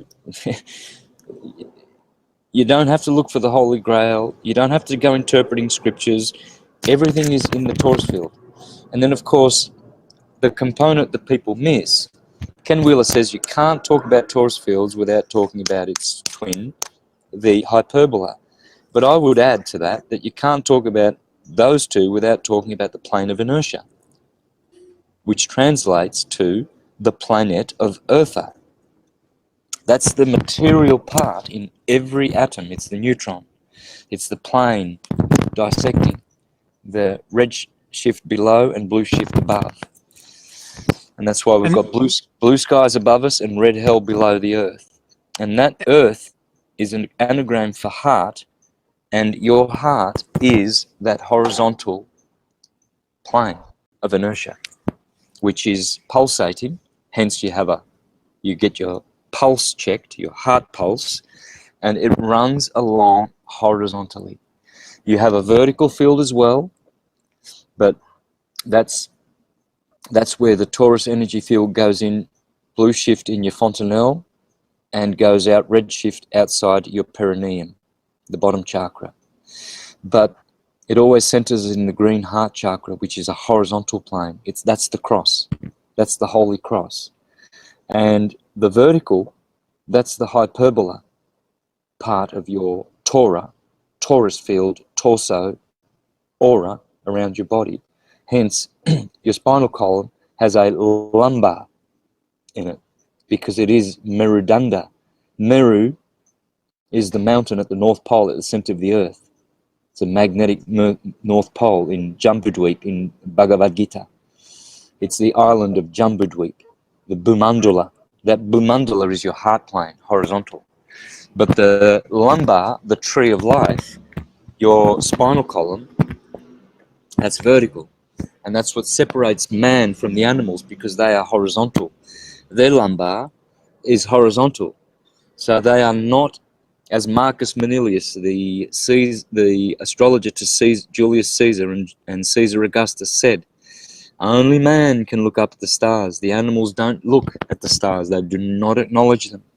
They acknowledge not the sun, by looking at it like we do, and they don't see the stars because they're horizontally inclined. We have our tree vertical because we are climbing that tree to go back to the stars. Whether you are a cis star, a young star, a mob star, gang star, Mars star, monster, fraud star, rock star, superstar. So why? Because we know our origin. They don't. They are still in ignorance. This is why we have to be solar heroes and invert our polarity from receivers to givers, like Jesus, like Jupiter, who saves himself and saves others. When you invert and revert to giving, you become a solar hero. The moon is receiving. So that's why the moon makes moon stars, monsters, demons, monkeys, lunatics, etc. Most people in the world, folks, they're on the left-hand path. And the moon was called Sin. Mount Sinai, when Moses climbs Mount Sinai, it's the Mount of Sin, the moon. It's the moon waxing. And so the left-hand path, sinister in Latin, is left. And that's why sinners were considered moon devotees. They don't progress higher than the moon. Yes, you can go to the moon and it's a more blessed place than the earth if you want to dwell there. The rishis go there. Many worshippers of the demiurge, according to Bhagavad Gita, go to the moon and they have a great time. But they also get bounced back. They don't proceed further.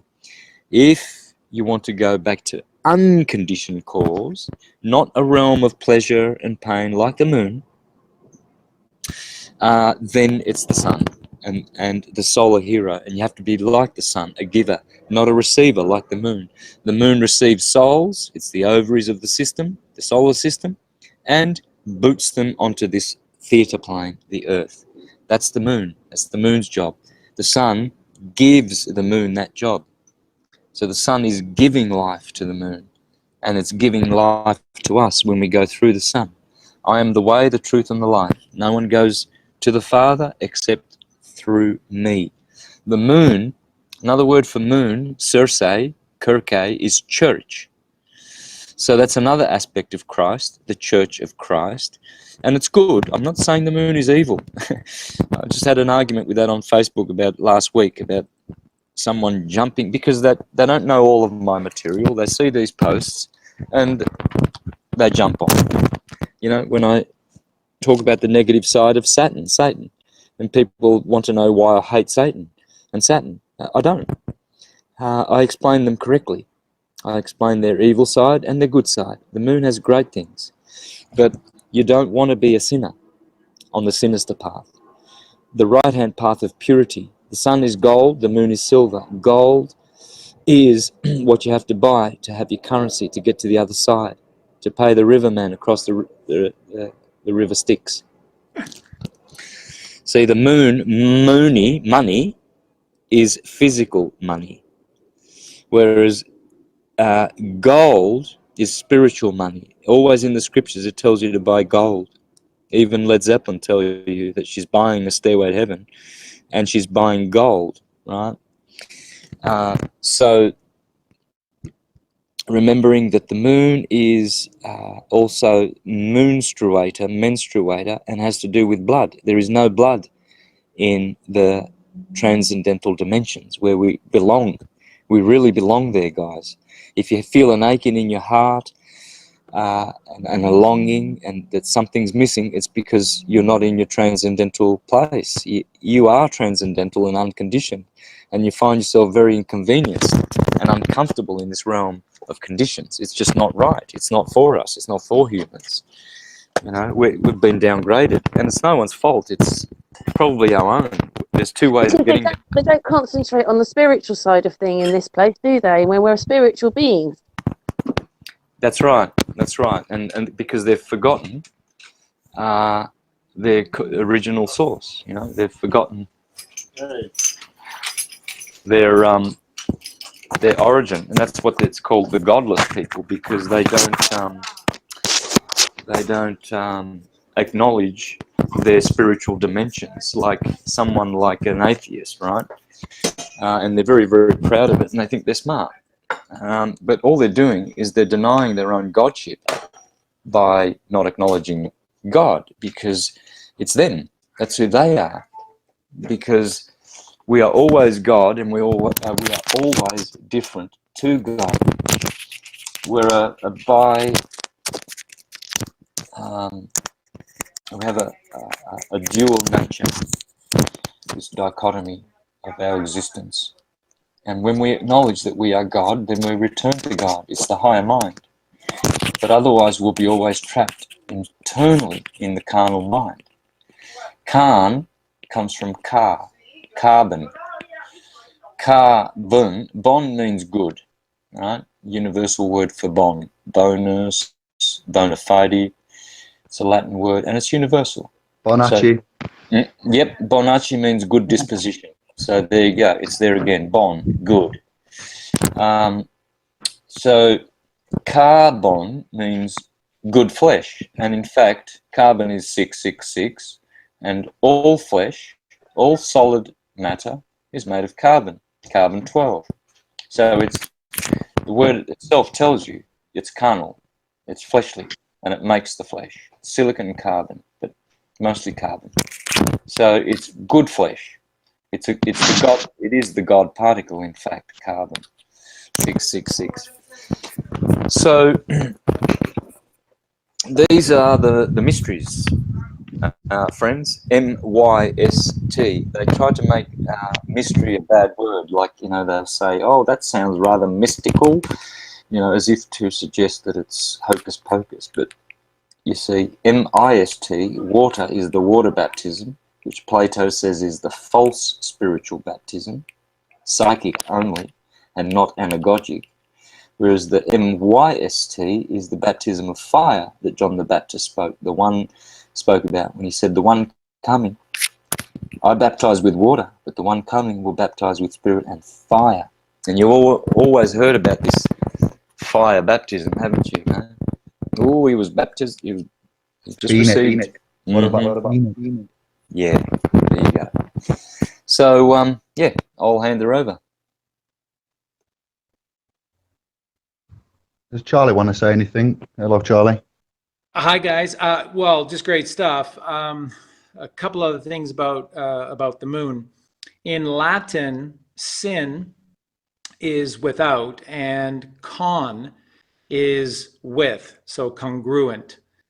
And essentially, one of the things Santos was talking on our podcast today was this notion of the difference between truth, which is all-encompassing truth, and the truth, or my truth, or their truth. And it is a way of claiming a piece or a portion, but not the whole. And it's very clever. Probably most of the time it's unconscious, but with organized society and the Phoenicians, it's purposeful. And so what they do is trick us with bits and pieces, and that to do that they have to draw you outside of yourself. So the great sin of being drawn to the waxing moon is that you're not your own hero. You're not being yourself. You're not going within. You can't find stillness to even attempt to meditate, let alone achieve meditation. And that's what they want. So that's why everything in society is constructed the way it is, and that's why they do all that they do. It's why TV exists into your convenient little living room or dining room, so that it can stop you from going outside. That's a program, though, in itself, isn't it? It's not just watching the program. And we pay for it. Exactly. It's brilliant, Karen. That's exactly right. So we pay for the privilege of somebody else to turn us into mindless zombies. It's exactly right. And so what they're doing is that they are presenting themselves in the role of the moon goddess Sin, of the Ur of the Chaldees. And that's what we do. We pay for the privilege to have all of these Hollywood monsters trick us and deceive us into feeling they're special. They have all the answers and the knowledge. We're just idiots. And we stay inside eating our horrific acidic food, and and then at night going in front of a computer and ejaculating out there. And that's what they want. They want everything out there. And yet, where do all the answers lie? Where is all the truth in its purest form? And it's always a holistic form. It's within. Everything that they do lures you out. It's like that great scene in Godfather 3. And again, that's very, very hands-on movie for Francis Ford Coppola. To get fame and fortune and to play the game, he did Godfathers 1 and 2 and glorified a certain kind of lifestyle. But in Godfather 3, he got a chance to sort of speak his mind and tell the truth. And if you know that movie, or if you only partially know it, go back and watch it again, and your eyes will really be turned on and open by the things that he's sharing with you there. And what Michael... Yeah, Charlie, that's because we've watched it as dead people inside. And then when you go and relook at things, you suddenly see something completely different.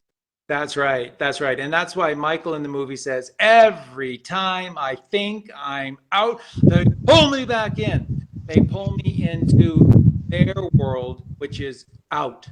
And it's a sin. To be pulled out of you is a sin. And that is symbolized by the waxing moon.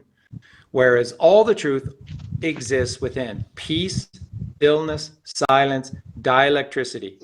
Dielectricity combined with the constant movement of magnetism, Mary, moon, gives you friction, which gives you the child. And the child is 666. And the child has a choice to be fallen and live in hell upon earth again and again and again and again and again and again and again around the big old wheel of fortune, win a big prize, maybe like a refrigerator. That'd be, oh my God, that'd be awesome.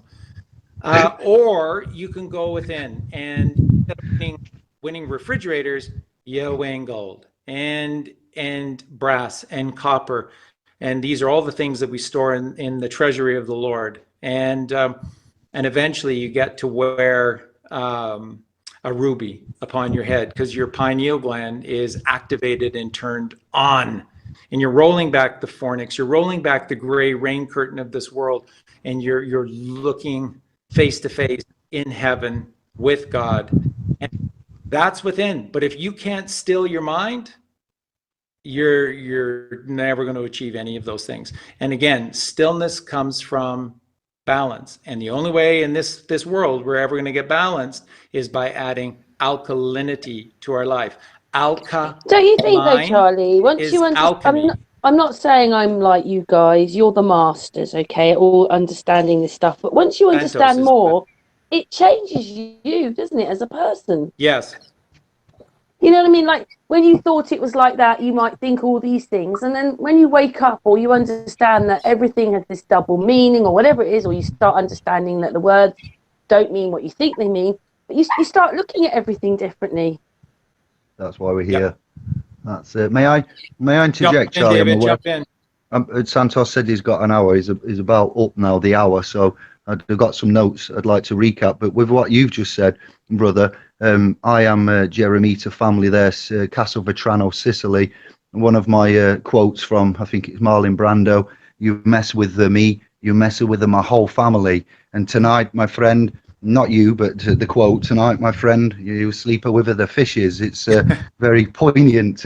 Yeah, wow, iconic way. Yeah, I will. Now I'm going to rewatch that on your, say so there, and I will let you know later on what I pull out of that. And you said the truth when you was on about truth and the truth, and I in my time being eager, not egotistical, but eager to get on, and very much eager, I suppose, and having the energy of being guilty of making a fair few mistakes in my time, and the truth gets objectified. I've noticed it does. Yeah, people try to sell it and profit on it and mix it up, water it down, add their own flavour.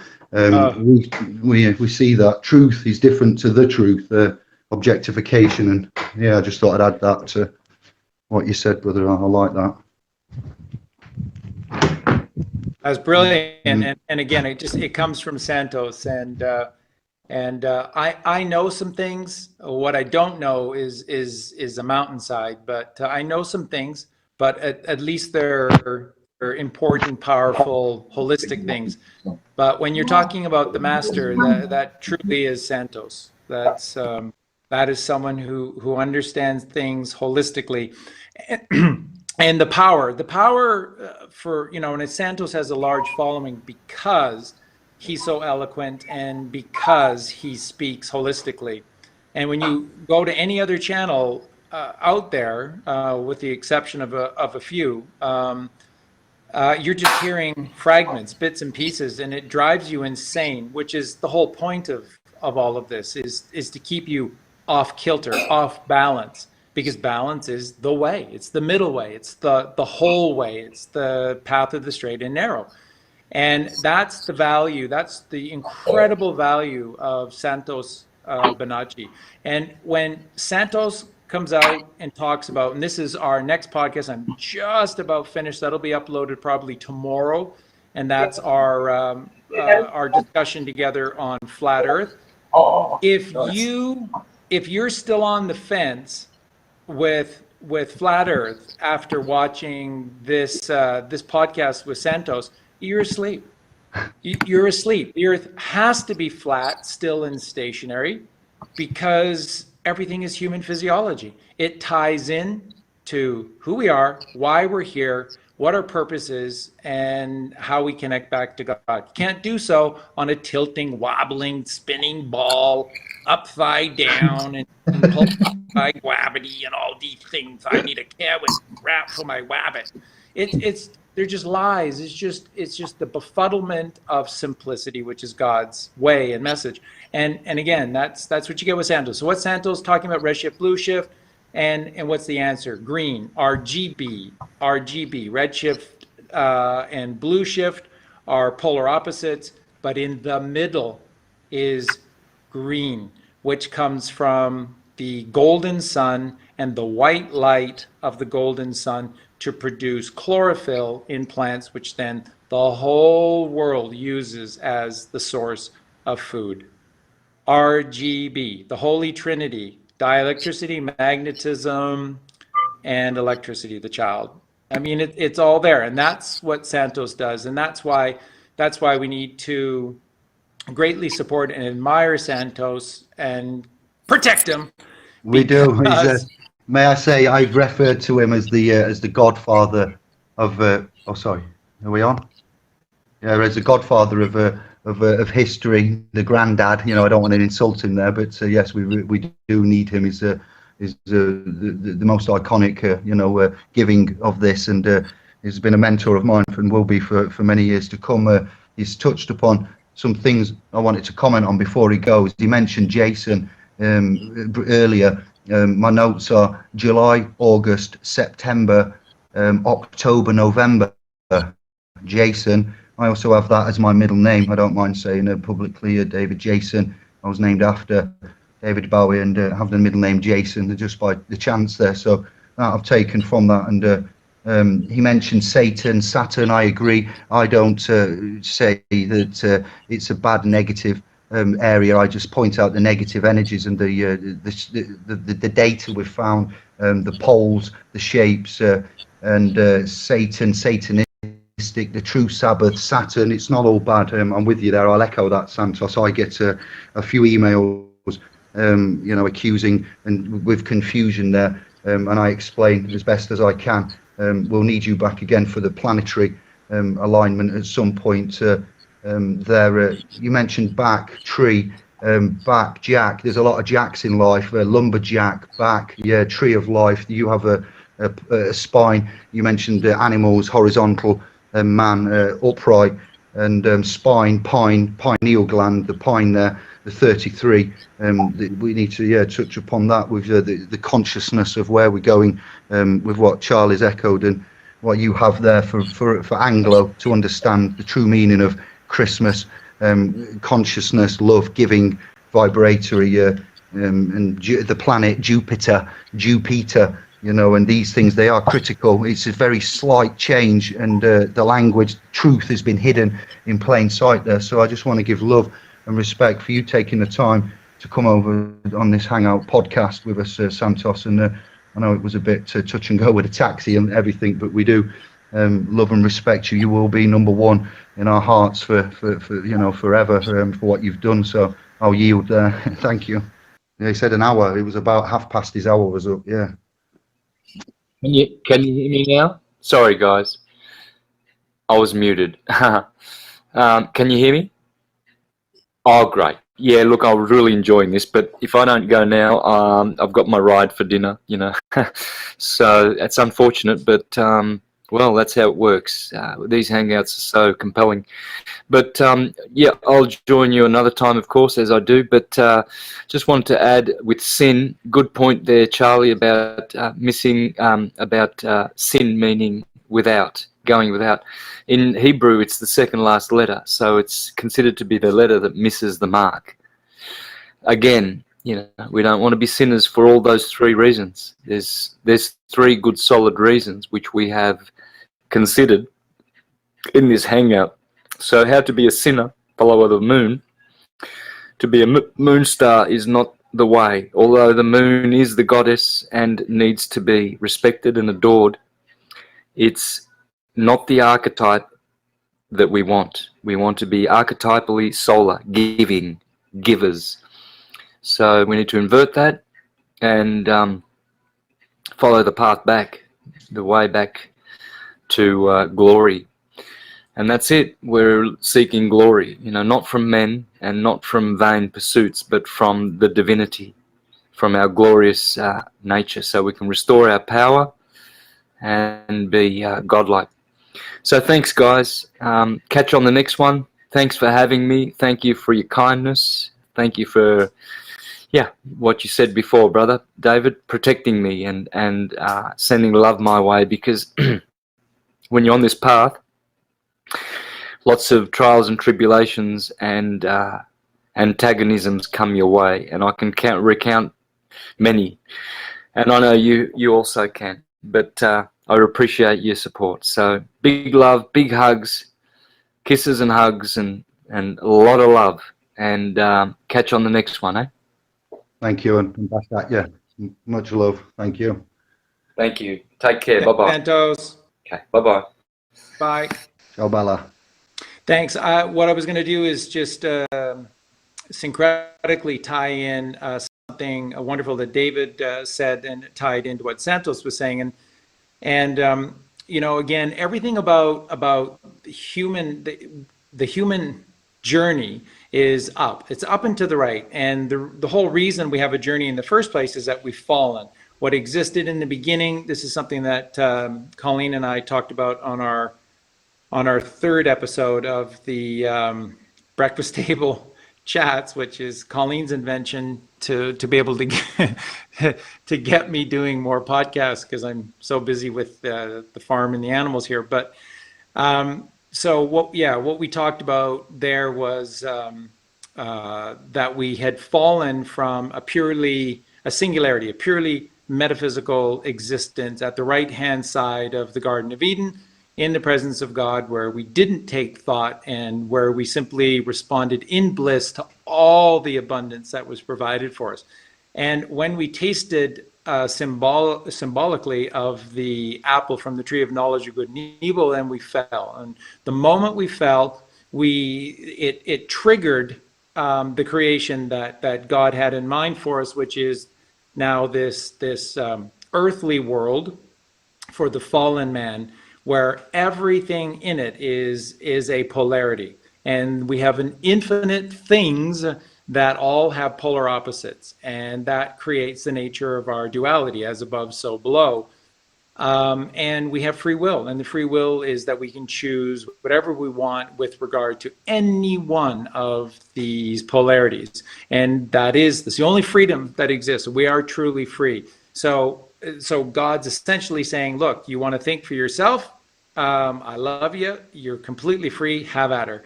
And look at what we've done. look at what we've done since we fell. We let them own land and therefore apply value to the land, and therefore things cost money, therefore we need jobs, and therefore the entire purpose in life is to have kids to help us do our work, and then pawn them off to the schools so that they can then go do meaningless, worthless, purposefulless jobs for no reason, because there's no basis to money. There's no basis to owning land. Everything is free. Everything is already created for us. Human beings, we don't create anything. We never have. We've innovated things, but we've never created a single thing. And all we do typically from one another is just ape or monkey or what we see other people do. And if the majority are doing this, well, I might as well follow in. And that's what we become. And it's really, really sad when we are when we are solar stars, superstars of the sun, and our journey is up. We're up because we've fallen. So David was saying that the journey up the spine, and it's very symbolic, right? Well, look at what spine. If Josh was here, he'd break this down for us. But look at what the spine is. It's an S, which is the sine wave, which is the very nature of the path of the sun as it journeys through the stars. And the sun, Christ Jesus, is the son of the sun, and that's what Saturn, literally why it's called Saturn, because it's the planet that is the son of the sun. And it's our dual nature. 666 is either beautifully, wonderfully risen and miraculous, because 18 is chi, the energy of life, and 1 + 8 is 9, God consciousness, or we're the beast. It's a choice, left brain, right brain. So if you separate spine with the sine wave at the beginning with the second part of the word, then it's S-pine.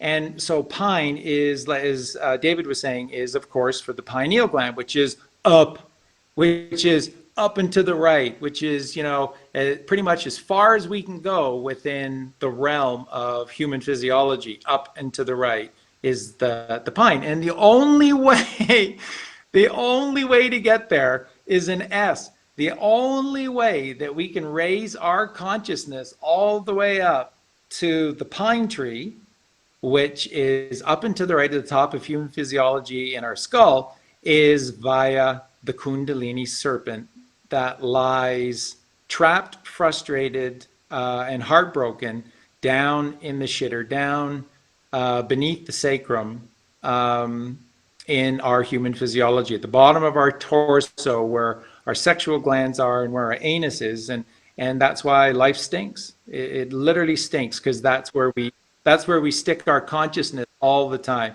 Yeah, and we're always fucked. We're always fucked over, and life stinks, and people are full of shit, because our essence, which is the Kundalini magnetic serpent, which has to rise, is coiled up 3.5 times down in the shitter. And that's our reality. They put us there. We allowed them to put us there. And we watch The Simpsons at night, drink Coca-Cola, and eat Doritos with that heroin cheese, instead of going outside with our kids, looking at the bloody stars and seeing the message of human physiology every single night in the sky above us. So spine, which is the strongest, the most central part of our existence, is a sine wave, magnetism. Again, this is the scarlet harlot, the fallen sacred feminine, rising up and becoming white like a crested wave at the very, very top of the pine tree, which is essentially what we are. And that's turning the scarlet harlot into the white, pure Virgin Mary. And it's inside of all of us. It's our purpose. It's our journey. It's what we're here for, and it's the only way to get up to that pineal gland. So I just wanted to chime in with that, because that's David said that, and with I'm so regard to glad. what Santos was saying, it was brilliant. Charlie, are you ready? Let's go for another. Wow, I had it all lined up. Let me reset 1 minute. It's here. Spine. Books have spines. All right. I'm not trying to insult your intelligence. My legal, lawful discovery, research, and words, phonics, language, everything. So spine is also in a book. I find that books have characters. We have characters. They have a name. The book has a name and a title. The man claims a title in trust and whatnot. The title, the name, the father's name, characters. Why don't you turn over a new page? Leaves and pages, pages and leaves. Character, always a right character. David, have you met our Dave? Look at, he's a unique character. Characters, status, style, capacity, goes into the Oxford, water, bull. Wow. Just that bit there, from spine to the paper, to the legal, to the lawful, to the the debased language that we have. Then we'll go Christmas tree. Pine tree, typically a pine tree. What do we put? Presents at the bottom of the pine tree. What goes on top of that pine tree? It goes a star. A star. Look at the body. Look at the hair. Look at him smiling. I like it. He's there. Supplementary. I just gave a little splashdown with that. You mentioned sin without. Yeah, I get that. I like that. I've not so much noticed that myself, but I see that. SIN. Sine wave in. Yeah, sinister. And we said syntax, grammar. It's SYN, so the spelling, like what Santos was on about with the language and the PH, where we've got Poseidon and so forth in with that. So moon. I was looking at the word moon, and mon is money, monarchy, and that was to tie in with the pyramid, the dollar bill, in God we trust, and so forth. The state there. I'll yield and let you comment. How do you like them apples? Oh, that's brilliant. And again, you do such a great job. Josh does such a great job of explaining that. And it's very important for people to understand. What they're always doing is giving us the absolute symbolic truth of God's creation. They always are, but they don't explain anything. We have to figure this shit out for ourselves, watching The Simpsons and eating Doritos. I mean, it's virtually impossible to be able to do so. Doritos, they're bad for you. Oh, in these fallen states, how are we going to figure any of this stuff out? I mean, for me, from being a kid, Colleen, is the exact same thing. I'm sure it is with you and Karen as well.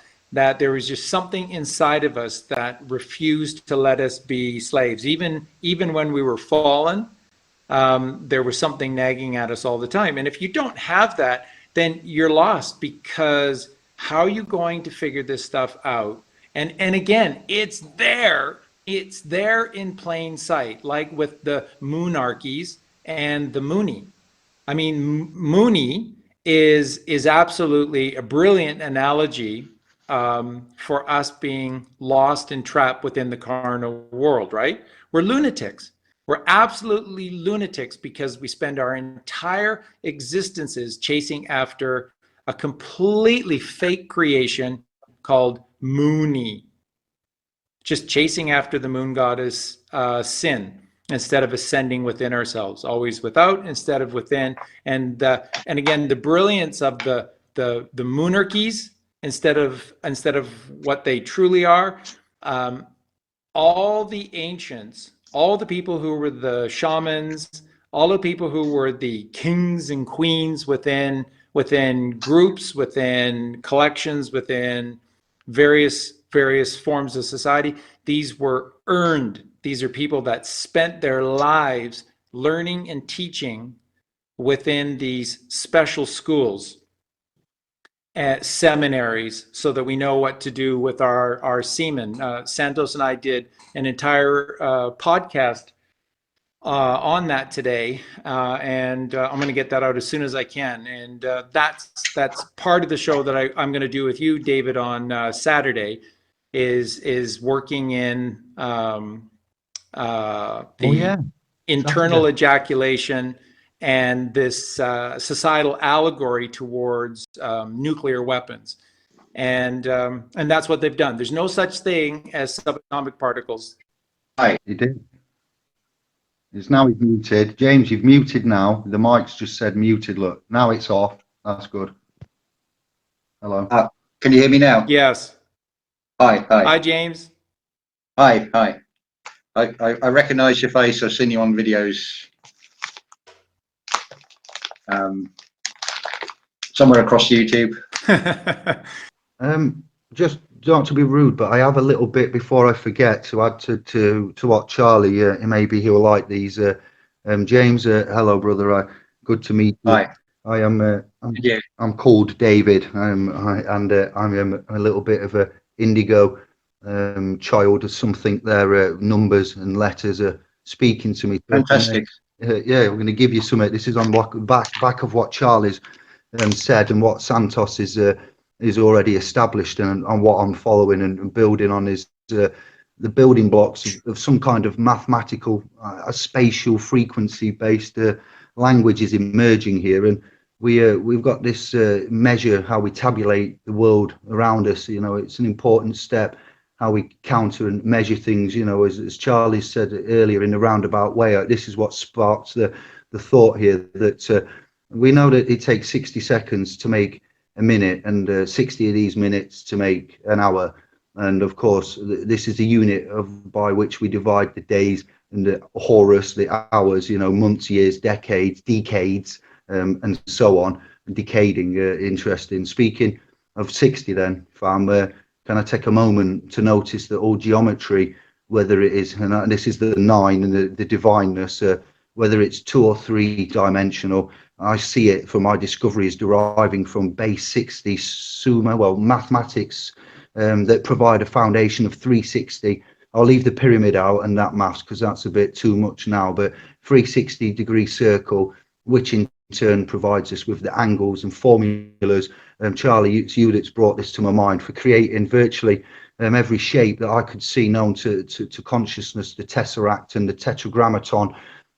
So if I just tell you that I've looked at many cultures from around the world, my family, Italy, everywhere, all ancients, and how they've counted and grouped things, because that's what I do with my mind. OCD spectrum, unique, I'll say, and we'll leave it there. So 12 eggs in a dozen, 12 months in a year, the 12 disc ipples, 12 inches in a foot, 12 signs of the zodiac, etc.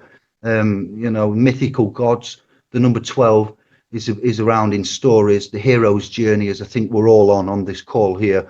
I would say, if we're on that journey, and we revert back to a base 60 units of miles or minutes or geometric, types of degrees. So I see this 1260 as a DJ. I use the 1210. Okay, that's very close to the 1260. It's only 50 off, but I thought, okay. I've gone back a lot of time, 6,000 years, and the ancient Sumer Mesopotamia culture is where I found, and Santos, others have helped me find this. Not just, it's not new. 1260 based maths comes from a counting system, and it seems that here we go, the language and the involved counting of the knuckles of the 4, long fingers on one hand, and then multiplying by the 5 digits on the other hand, you get a maximum knuckle of 12 times 5 fingers, which of course total 60. And these are the cosmic jumps in language and maths that Santos, Charlie, we're going to find out in this age that we're on now, that the Sumerians, though, the sky gods and visitors, archangels, Anunnaki, we're going to get this. This is what this hangout and chat was about. But all that time ago, you can't argue that this it's in history, it's there. I haven't made it up. The Greek islands and Pythagoras school, mathematics, philosophy, geometry, and I found some things about the fifths with Pythagoras mathematics and the notes and what we can do with notes and healing and resonance to do with future maths. And to wrap it up, there's a 4-3-2 cycle in that I'm on about. That's with healing, where you have 2 tuning forks, and I found some scientific tests that may allow us to heal cells due to their resonant non-linear. I'll keep it simple, but it's quite amazing. And I've found the interior angles for like the Pentagon, sorry, the office of the government have a pentagon, and these angles have got maths and power in them, coming up to like 180, 360, 540. They always add up to 9, fam. And these numbers are scaring me a little bit. Not scary, but I'm finding a language. And Santos knows about the wobble. No, Charlie mentioned the wobble, and that's 25,920 years to complete, roughly. Don't quote me. Axes and tilting and 12 months and 2160 years to complete.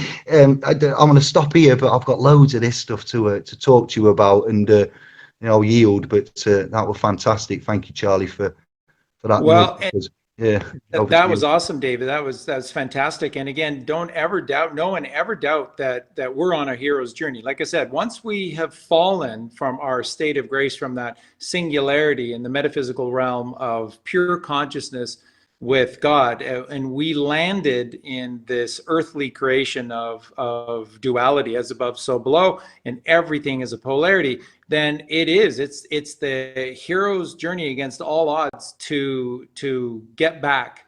And we'll never get back to where we were. What's that singularity was a one-off, and we tasted from the apple of the tree of knowledge of good and evil, and here we are. But we can make it better, and the better is combining two worlds as one, and that is the basis to every single major religion or philosophy that exists from Zoroaster on.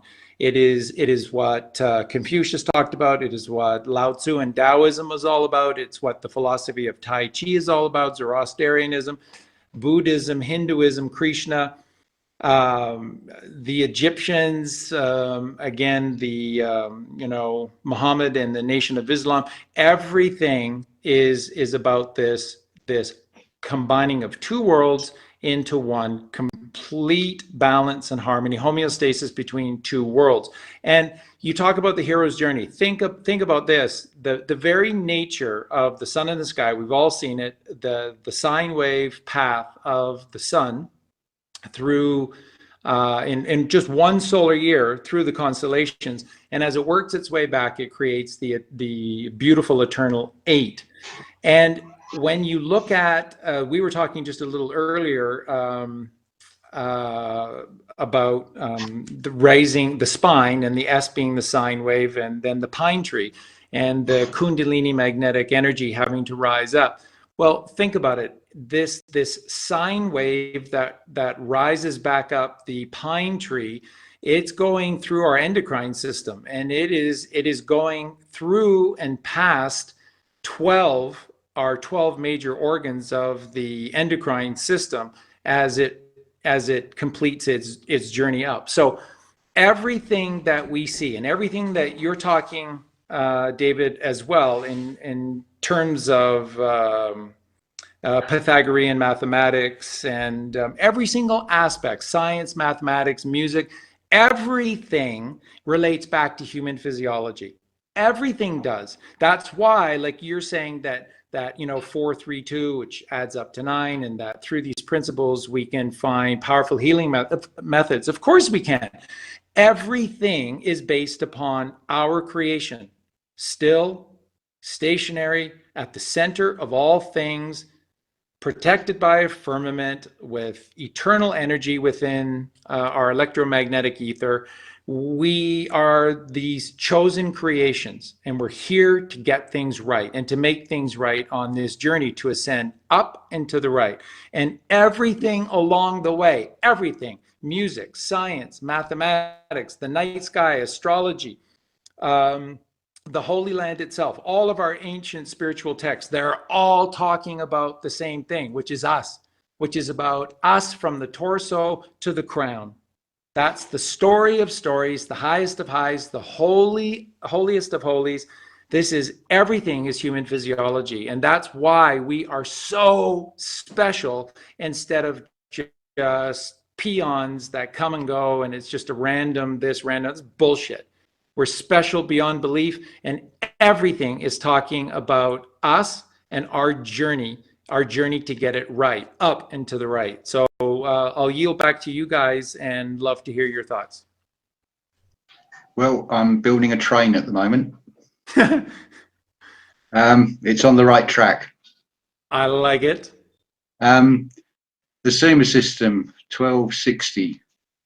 5 is the third number you want for that, because 512 is the 60. But we should have 360 senses if you want all-round vision. Exactly. It's not just people in Australia who are upside down. Everybody's upside down. The only ones that are actually the right way up are bats. Because everybody else has got bats in the belfry. I mean, if you want to find a way to paradise, you need to get 2 dice. You need to roll 2 6s to start. I'll give you the third one. There's so many people waiting for a second coming. It just depends which head they want it to come out of. It can be done in the mind, or it can be done physically. I'm going to lay claim to 9/11 because nobody else is. So I'll happily take that, because that's a message, and it's in plain sight. It's a warning to mankind. We're facing a grand solar minimum. Everything is flipped over. Everything is in the reverse. Black is white and white is black. Which way's north? Well, that's up. North is up, but it's actually down, because your soul, your 2 of your souls are in contact with Earth. Just look at the trees. They grow towards the light, but they're rooted in Earth. And at the moment, they're saying, what the hell's going on? They're talking. Trees work on tension. Even as timber, they still hold water, and water holds memory. It's the 3D version of spirit. Everything is sort of the wrong way around. I mean, I've said it before, I'm fed up of saying it. I mean, Jack put it across, but there are a few good men. He said, you want the truth, you can't handle the truth. There's very few people in this world who will face their Medusa. It's all about the reflection. If they don't embrace their whole self, it's as the Hawkwind song, which one is it? Spirit of the Age, I think it is.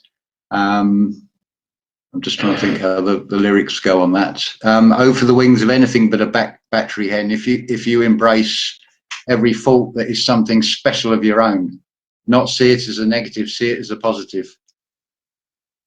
People are doing it the wrong way around. They're focusing on what they've still got to do. They're forgetting how far they've come. 13 is the number you want, because it's 12 in 1. That makes 13. Exactly. The trouble is, people are looking in all the wrong places. Israel, Israel. They're looking at the wrong one. It is what it is. It's ISIS. I am what I am. People say to me, who are you? I said, that's the wrong question. I'm not a doctor. That's a Time Lord. Time is Satan, is Saturn, is Kronos. I don't know. The trouble is, there is a thing called a missing link, and it's the third eye. It's the right hemisphere and the right brain, left brain. People are not fusing the two together again. It's not the physical transgender creating half man, half woman. It is embracing the divine feminine with the divine masculine, the man speaking for the woman speaking for the man, understanding both sides, getting the balance. Then you take the tilt of the earth away. That's what the tilt of the earth is. It's the imbalance with this criminal patriarch system. If people can't see, Exactly right. if people can't see, it might be Christmas, but it's still a mass, and it's in the time with the least light. But they're April Fools. Hello there, James. You've said quite a lot there. You remind me of, if I may just give you a psycho evaluation then as a first time meeting, and albeit virtually, phonically and sonically like this. And there's a comedian I like called Tim Vine, I think it is. There's a Jeremy Vine, I think it's his brother that does the stand up there. And there's also a man, I forget, he has a piano, a bit like Tim Vine, and he does the. I think you'd be. I'm just seeing you like on some kind of stage.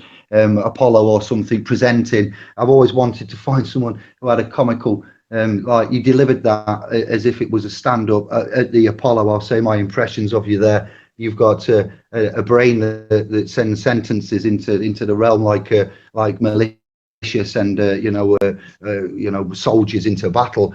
9/11, plain sight, very controversial. Did you spell that PLAIN or PLANE? Planes, the planes of existence, the planes of inertia is what Santos is looking at with the Hyperborea and the that kind of energy is there. The Indians lived on the Great Plains. The plains are written many times, and I just thought that was good. I like that. It's not an aeroglobe, is it? It's an aeroplane. Again, just play on words there. You said site. I just thought as a site, building site, and we've got site of sight, sword of omen, site upside down. I believe this system was built like that for us to meddle our way out of the ones. It may be a testing ground, who knows, a building ground of something for another time. But if we carry on and you carry on like you are, then I've no doubt that you'll turn it the right way round. And what is ISIS? Brother Smithy said that quite a lot. We employ and agree with that. That was a good. I echo that. The sexual gender that you touched upon at the latter part. You see, I was just struggling to keep note of what to say.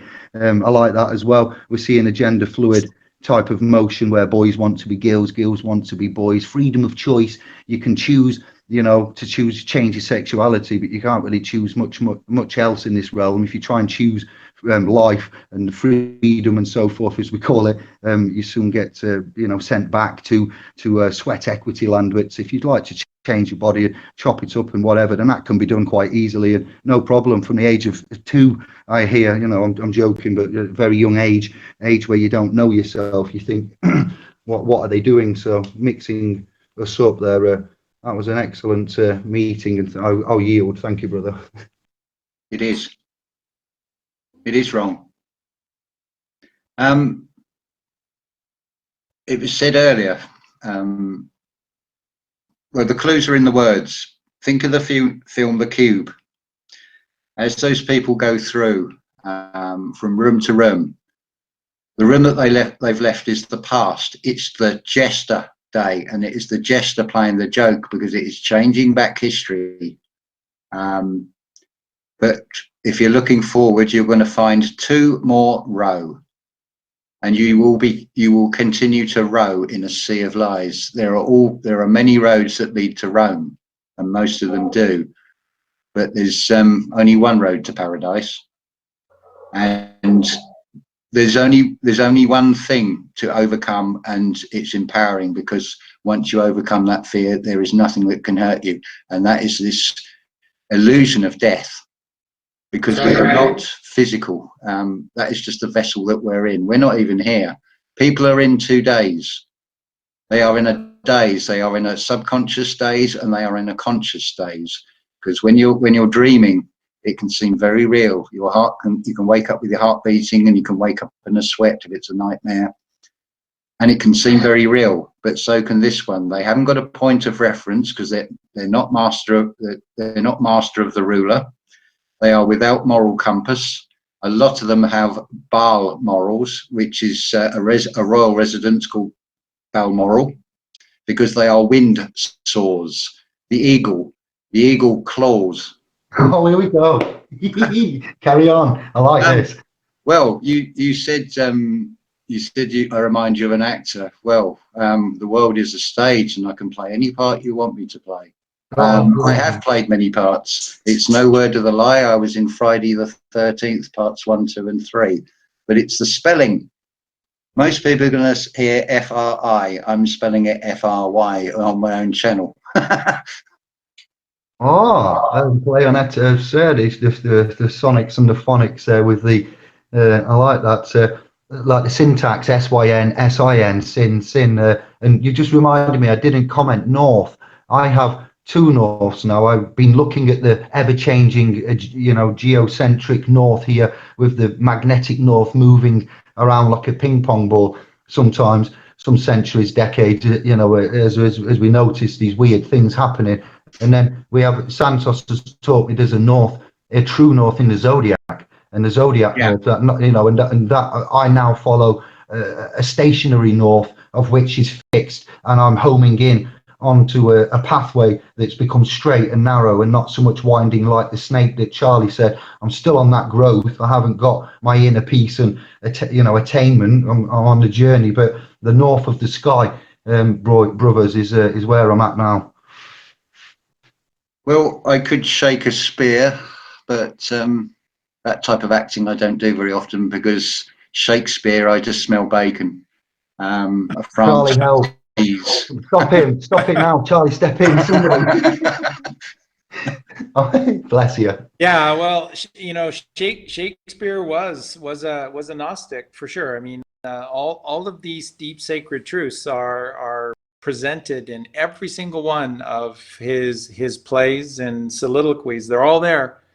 They're all there. It's teaching this message. And once again, the only thing that's missing is some kind of handbook to be able to explain it. So as we were talking before, once you leave your little communities, and every community had somebody who was interested in the stars, somebody who looked up, and they started to piece things together. And these were known in all of these little tribal gatherings and communities. They were just known as the wise men, and they became the shaman.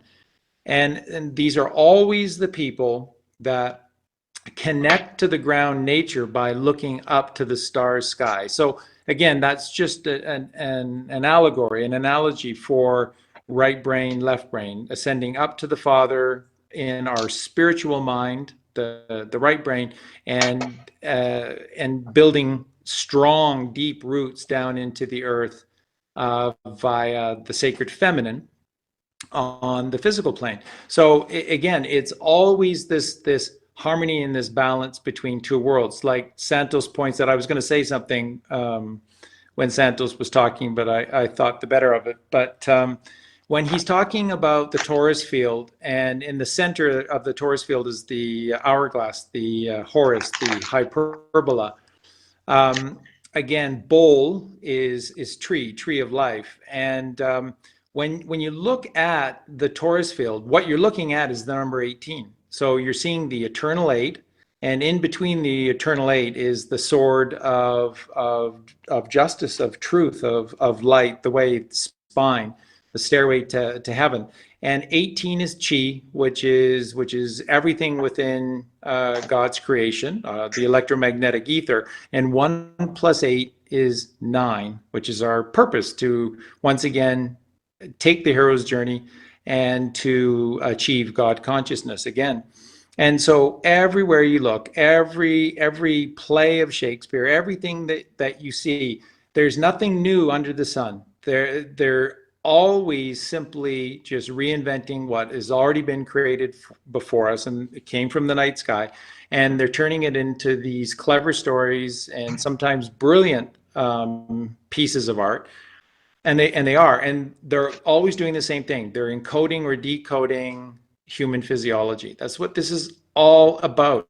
And the only reason we don't know it is because we live in big societies where we send our kids off to government-run schools where they just distract, teach you the worst possible habits in the world and allow bullies to run the system from within and without, instead of little communities where we embrace the wise men, the shaman, who look up at the stars and dig their roots deep into the earth and synthesize or harmonize these two worlds into one with these commonsensical, wise teachings.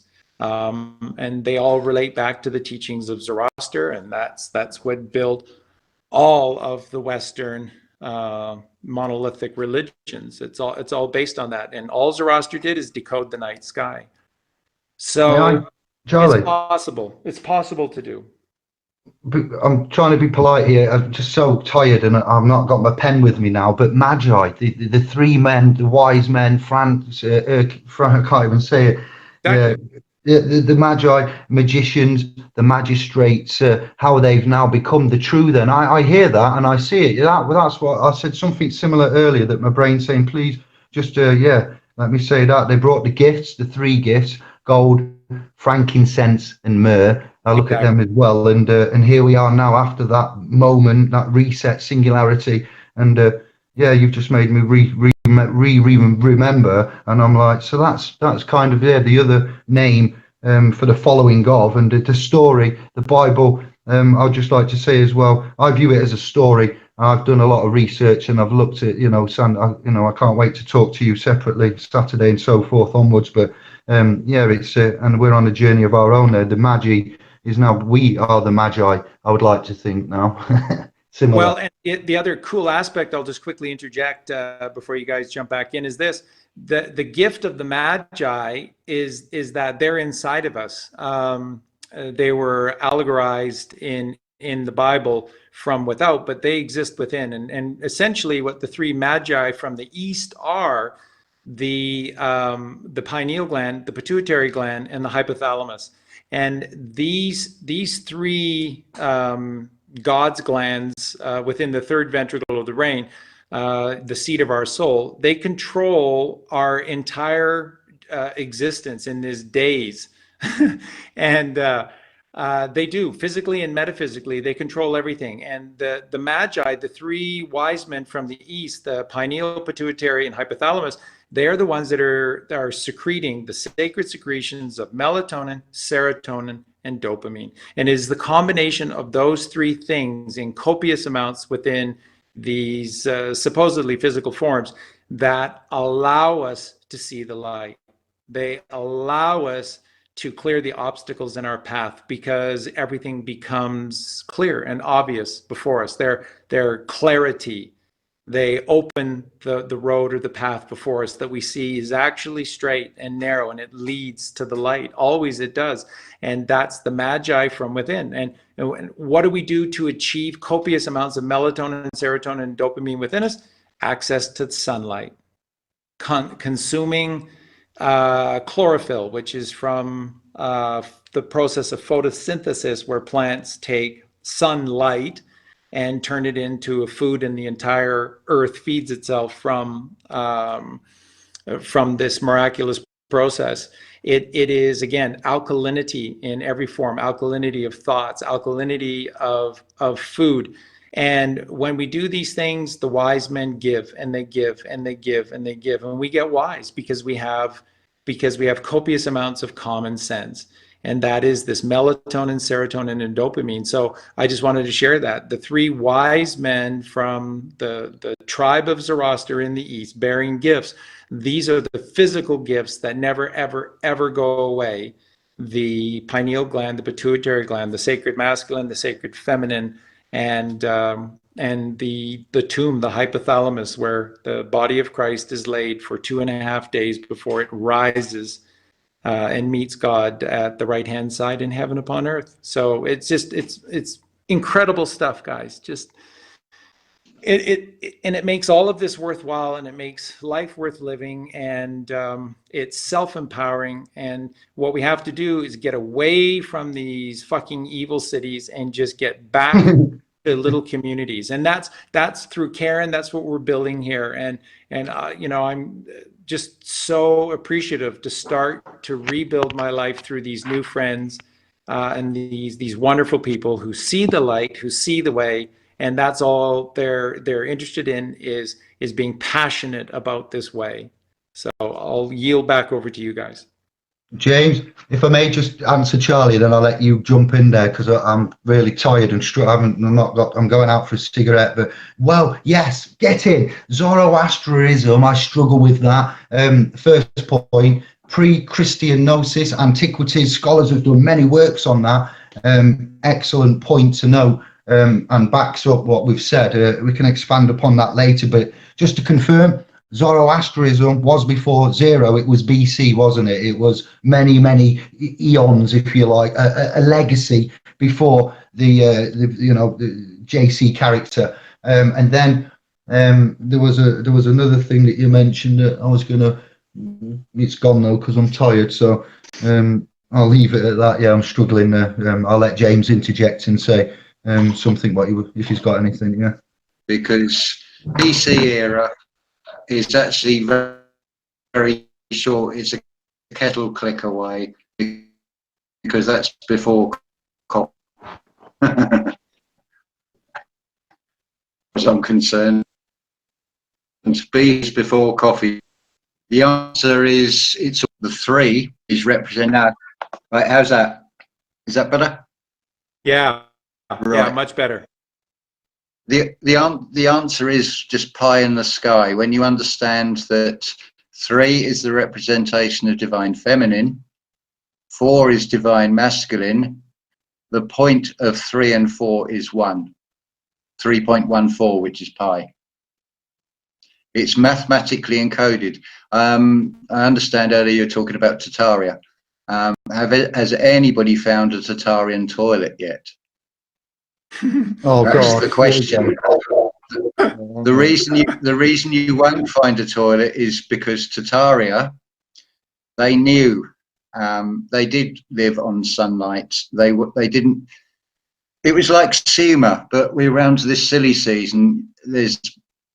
You get bombarded with all the tinsel and the adverts because they're making everybody into a consumer, because it is a big con. That's the wrong type of gifts. This comes from someone who has a unrequited wish for a tower crane as a boy and never got one. But I can see the crux of it all. The crux is I see fiction, crucifixion, because it's there in plain sight. If you look at the figure nailed to the cross, it's a man that's nailed. He's dead. It's a death cult. But if you look at the shape, he's asking why, because when you are asking, you are as king, and it's a That's quest right. eye on, because it's the third eye on. It's a quest, and we get questioned from that. But that's why we should not accept, because it's a deception, because you've got AC and DC there. There's an electrical clue for a start. We are being assaulted continuously, alchemically, spiritually. People need to face up to the reality, face their Medusa, that we've all been fooled at one time or another. And most people, if you mention things that doesn't fit the official narrative, they will react angrily, and they express it outward instead of inward, because they don't like to think that they've been fooled, because they don't see it. They're not listening with the right ears. They're not seeing with the right eyes. Yep. There's 4 hemispheres to the brain. It's the symbol of Earth, which has been corrupted into the Bayer symbol, because you've got Ba and Ray, and in between is the Y. Is the male chromosome, because it's a patriarch system. The Bayer is the Bauer, is the Bayer, which is now a Rothschild, a red shield. But they're only part of it. But this all operates on deceptions. The Dracula films are by far the best example to show everybody. All the servants of the Prince of Darkness, he doesn't come and save them when they are no longer of any use. So all these politicians, all these people who've chosen this illusory fake wealth, and they've sold out, their cells are out, they're inside out, they're chasing it. And are they happy with their lot? Because if they're happy with their lot, then they're the bitch that's been petrified. They're Lot's wife. James, Yeah. may I just say, yes, vampires then, much like the crowns and the legal contract law that we're assumed and presumed into, that's like the vampiristic energy that we see for number one. We've done a publication recently that we're distributing for free, called it was called The Shadow Contracts and versus Fear and Misery, much like the vampiristic energies that we disconnect from the source energy. It was a telephone chat between me and my website engineer that we often, we chat like brothers, and not just have calls about the .com. We have built a brotherhood up, a friendship, a kingsman-like status there, and kin G men, and we was chatting about this energy, the vampires, and I didn't put in that publication, but like a vampire knocking on the door to come in, to the home, this fable goes there, then the contracts, you have to consent and submit, give away your rights. They don't take the rights, they trick them, they're deceived, deceptive, non-disclosed, foreign language, legalese, it looks like English, it spells like English, it sounds like English, but it's another language. If you got presented with Chinese, you would have a great difficulty managing your case if it was Chinese you had to use. But as it's legalese, and this language, this venom, this usurpation, subjugation, obfuscation, in many ways cowardly and vampiristic, we have to let them in. And the comparable is then, sorry, I just thought that was relevant to, that's excellent way of, I can now write into that publication and improve it. And if you two are interested, and any of the fam that are on here, and I will give away our publications on Facebook. I'm not here to promote myself or anything, but there are avenues to get stuff, and I'd like to work with others going forward. And you seem like a very good intellectual mind there, James. I'm very grateful to have met you. I yield. Thank you, and I'm thank you, Karen, for inviting us on. It's fantastic to meet. Well, I like to live in the land of the living, not the dead. There's plenty of zombies out there. They're all looking in their scrying mirrors, their mobile phones. Even that follows. They're always telling you a half truth. So in the beginning, there was darkness. Let there be light. Well, just look what happens with those mobile phones or any electrics, because it's the opposite of the magnetism in the middle, the driving force of the electric and the dielectric. Oh, keep dog.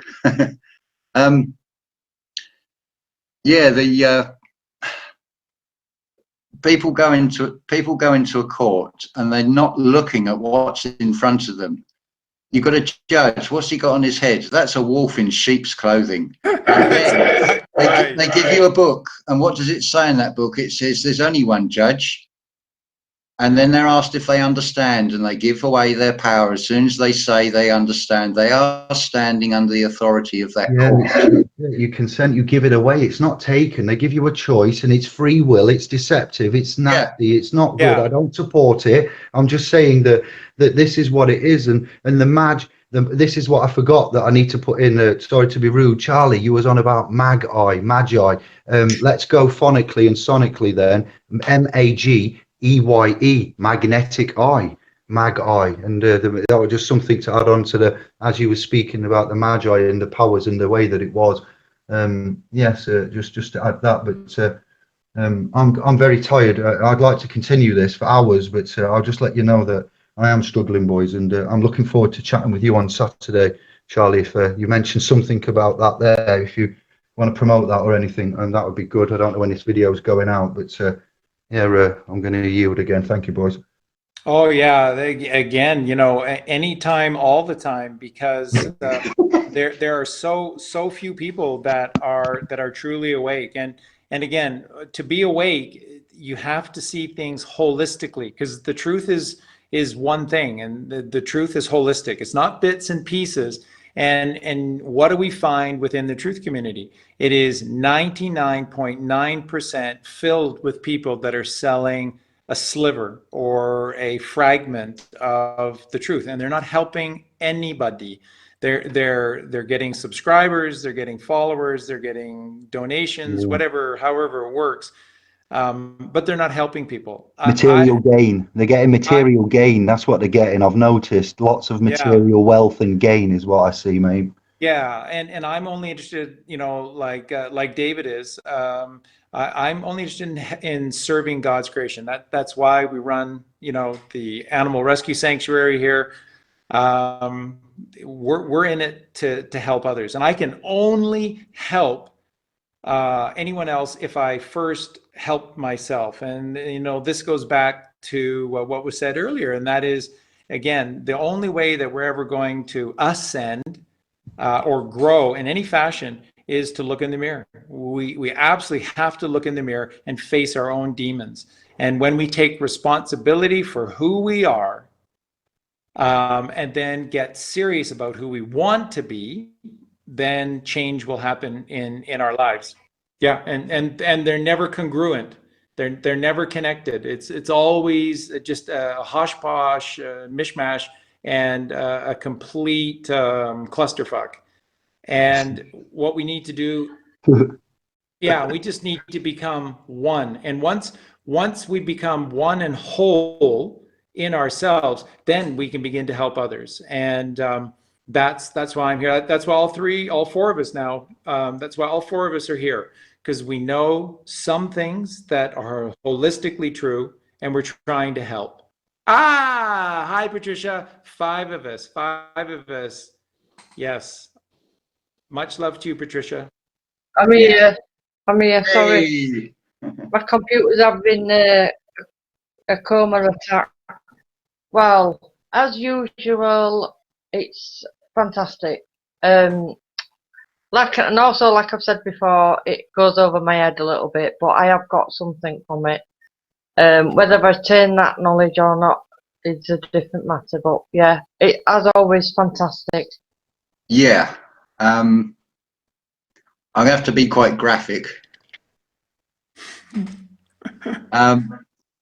Right, the letter M, right? Picture a woman in front of you and she lays down with her knees up. You've got the letter M there. That's divine feminine. The A is the representing the divine masculine. It's the alpha, like the alpha male. It's also the pyramid with the top part. That's why you've got the line on it. Because remember, this is the language of darkness. These are all glyphs, all these letters. So the M and the A together is divine feminine, divine masculine. Add to that a G, which is Gaia. You've got now bag. Oh, here we go. I see what you're doing. So what you're looking for is a magnetism from within, right? Because otherwise we're in a worldwide web of deceit and we drown in a sea of lies. You need to walk above the waters of Admiralty law. And exactly. We need a visual. We need Josh.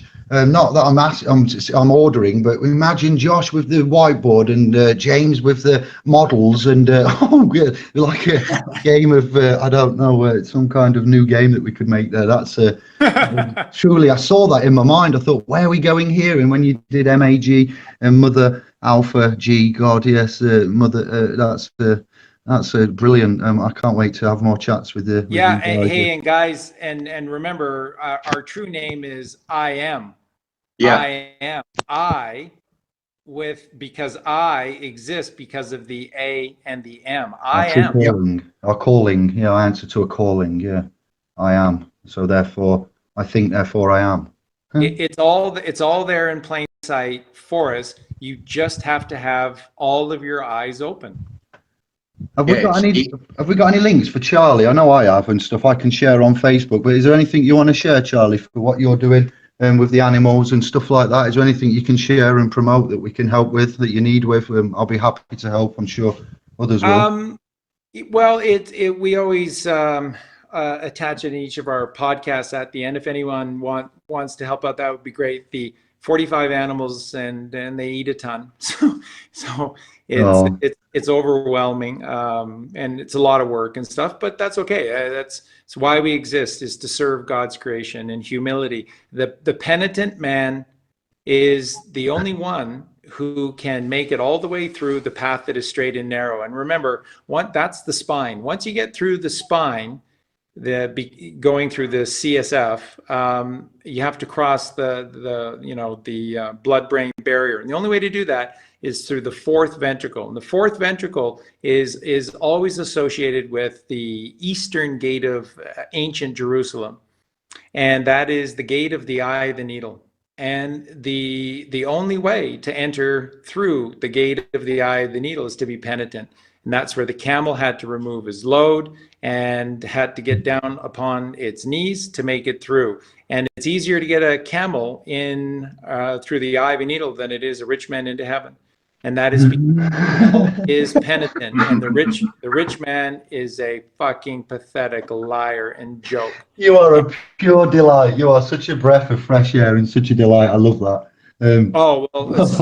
So are you and James and Karen and Patricia and Santos and Josh, and it's family, and that's what we're looking to build here is real family. real family, not the ones we were born with, but the ones that we gravitate and attract, magnetize to our existence. Yes, I echo that. So I'm very excited for our chat on Saturday, because again, on the chat that we did an emergency chat with Santos today, because I decoded the just in a meditation, it came to me that the nuclear hoax, this atomic bomb nuclear hoax, these invisible subatomic particles, trust us, they're there, that it's all an allegory for sacred sex and for the controlling the spasm and the internal ejaculation. And that is the clean, quiet nuclear power plant that produces, like I said, eternal, clean, quiet energy always. Or when you let this atomic power out there in the form of a bomb, it destroys everything. Creates a mushroom cloud that then creates a shroud that wraps itself around the earth and blocks out the sun for 96 years, and everything will die. It's an allegory for the most powerful force that exists in human physiology, and that's the orgasm. And the orgasm must be controlled. We must be the controllers of our reality. And that is the most goddamn awesome force that exists upon this plane, is the human orgasm. That's the show we did with Santos today. And I said my part and he just ran with it. And it was just an incredible show. And that's what we're going to be talking about on Saturday. And I'm very excited to get your take on everything with it as well. So again, I'll just finish by saying, as James so perfectly and beautifully said throughout his time here, was the truth is in plain sight. They put it out there because that's what is. That's God's creation is what is, and that's what they share. There's just no rule book or manifest to refer to be able to explain it. And if you don't understand it, it just gets lost. And we're lost at sea, adrift at sea. Well, man has festered. This is the problem. The demonic are doing exactly what they're meant to do. They're serving. But just like in a restaurant, when the waiter comes up, you get a menu, and I don't like anything on the menu of what they're serving. So I'm not eating in that restaurant anymore. I refuse to sit at that table. And you only get good service from the waiter if he gets the sense that you're going to give a good tip as well. Yeah. The problem is most people are physically, they're trying to herd people into cities. Mentally, they are putting people through an education cyst stem. It's a stem of a cyst. And then you can go on to a university and you can get degrees of stupidity. And then you end up coming out with a Dead Sea Scroll wearing a mortarboard on your head. And of course the black cape, same as the judge. What we need is a core of us, a chorus. When we're all singing the same song, we are the core, right in the middle of that magnet, that magnetic hourglass. But I mean, they've twisted that. I mean, look at what they've done throughout, especially the sort of visual age. I mean, they say about women having the perfect hourglass figure. That's not. They always take an idea and twist it and turn it into something else. Exactly. The hourglass is from the middle of the magnet. It's the Magdalene. It's from within. Everything is within Earth as well. I mean, there's a lot of people who are more stupid than dogs, because most dogs, you throw a ball, they know to bring it back and they let go of the ball. They don't cling on to it because they just cover it in saliva. Yeah, and it doesn't stick to the ball either. No. Boo-boo, sit. Yes, this has been an incredible beginning. Like, we can call this an epilogue, if you like, to the future castings. Brother B Santos there has said that he's happy to come back when he's available, and if we can maybe collect Josh and then go through to the what we'd like to talk about, Messiah Jesus, you know, separately to it. There's a lot going on here. I have an agenda, a wholesome, nice agenda, a light contract agenda where we'll all benefit by contemplating the new digital Aquarius age that we're in. I feel, even though I'm like a controller of information, a data controller with what I do, that like you do, you all are the same. You can relate to this.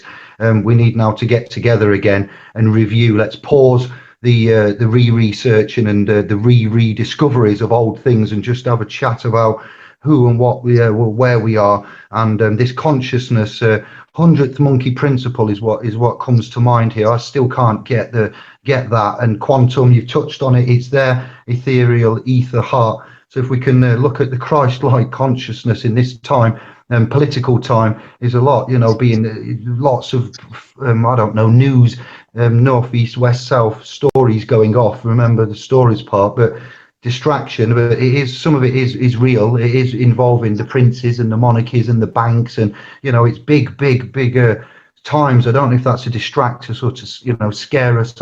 I have edged away from Tartaria, not because of any other reason than I'm overloaded with information. And to touch upon that tonight randomly, as if 8,000 years of continuum wasn't enough, we got that put into the mix, and we've handled it all well. We're on task and direction for, you know, as a family unit. Then James has just joined, as far as I'm concerned, the family. And what an introduction you've made, brother. I'm still reveling in some of your comments, and you've truly lightened it up. That was an excellent end from brother there. Thank you all. I'm very grateful. I don't feel too, you know, tired now. I've woken up. You've excited me, but let me tell you, I was dog tired. And I yield. Much love to you all. Thank you. Yeah, on behalf of Karen, because I don't think you can hear her at the minute, but just thank you all for coming. It's been fantastic as always, and just want to say we love you guys. Love everybody that's watching and listening, and hope to do it again soon. So from me and Karen, we love you all. Bye. Love you all too. It's been fantastic. See you guys. Love to all. Wonderful to meet you, James. David, love you. See you And Saturday. you. See ya. Thank you. Quick before she cuts you off. I love you all. Quick before she cuts you off.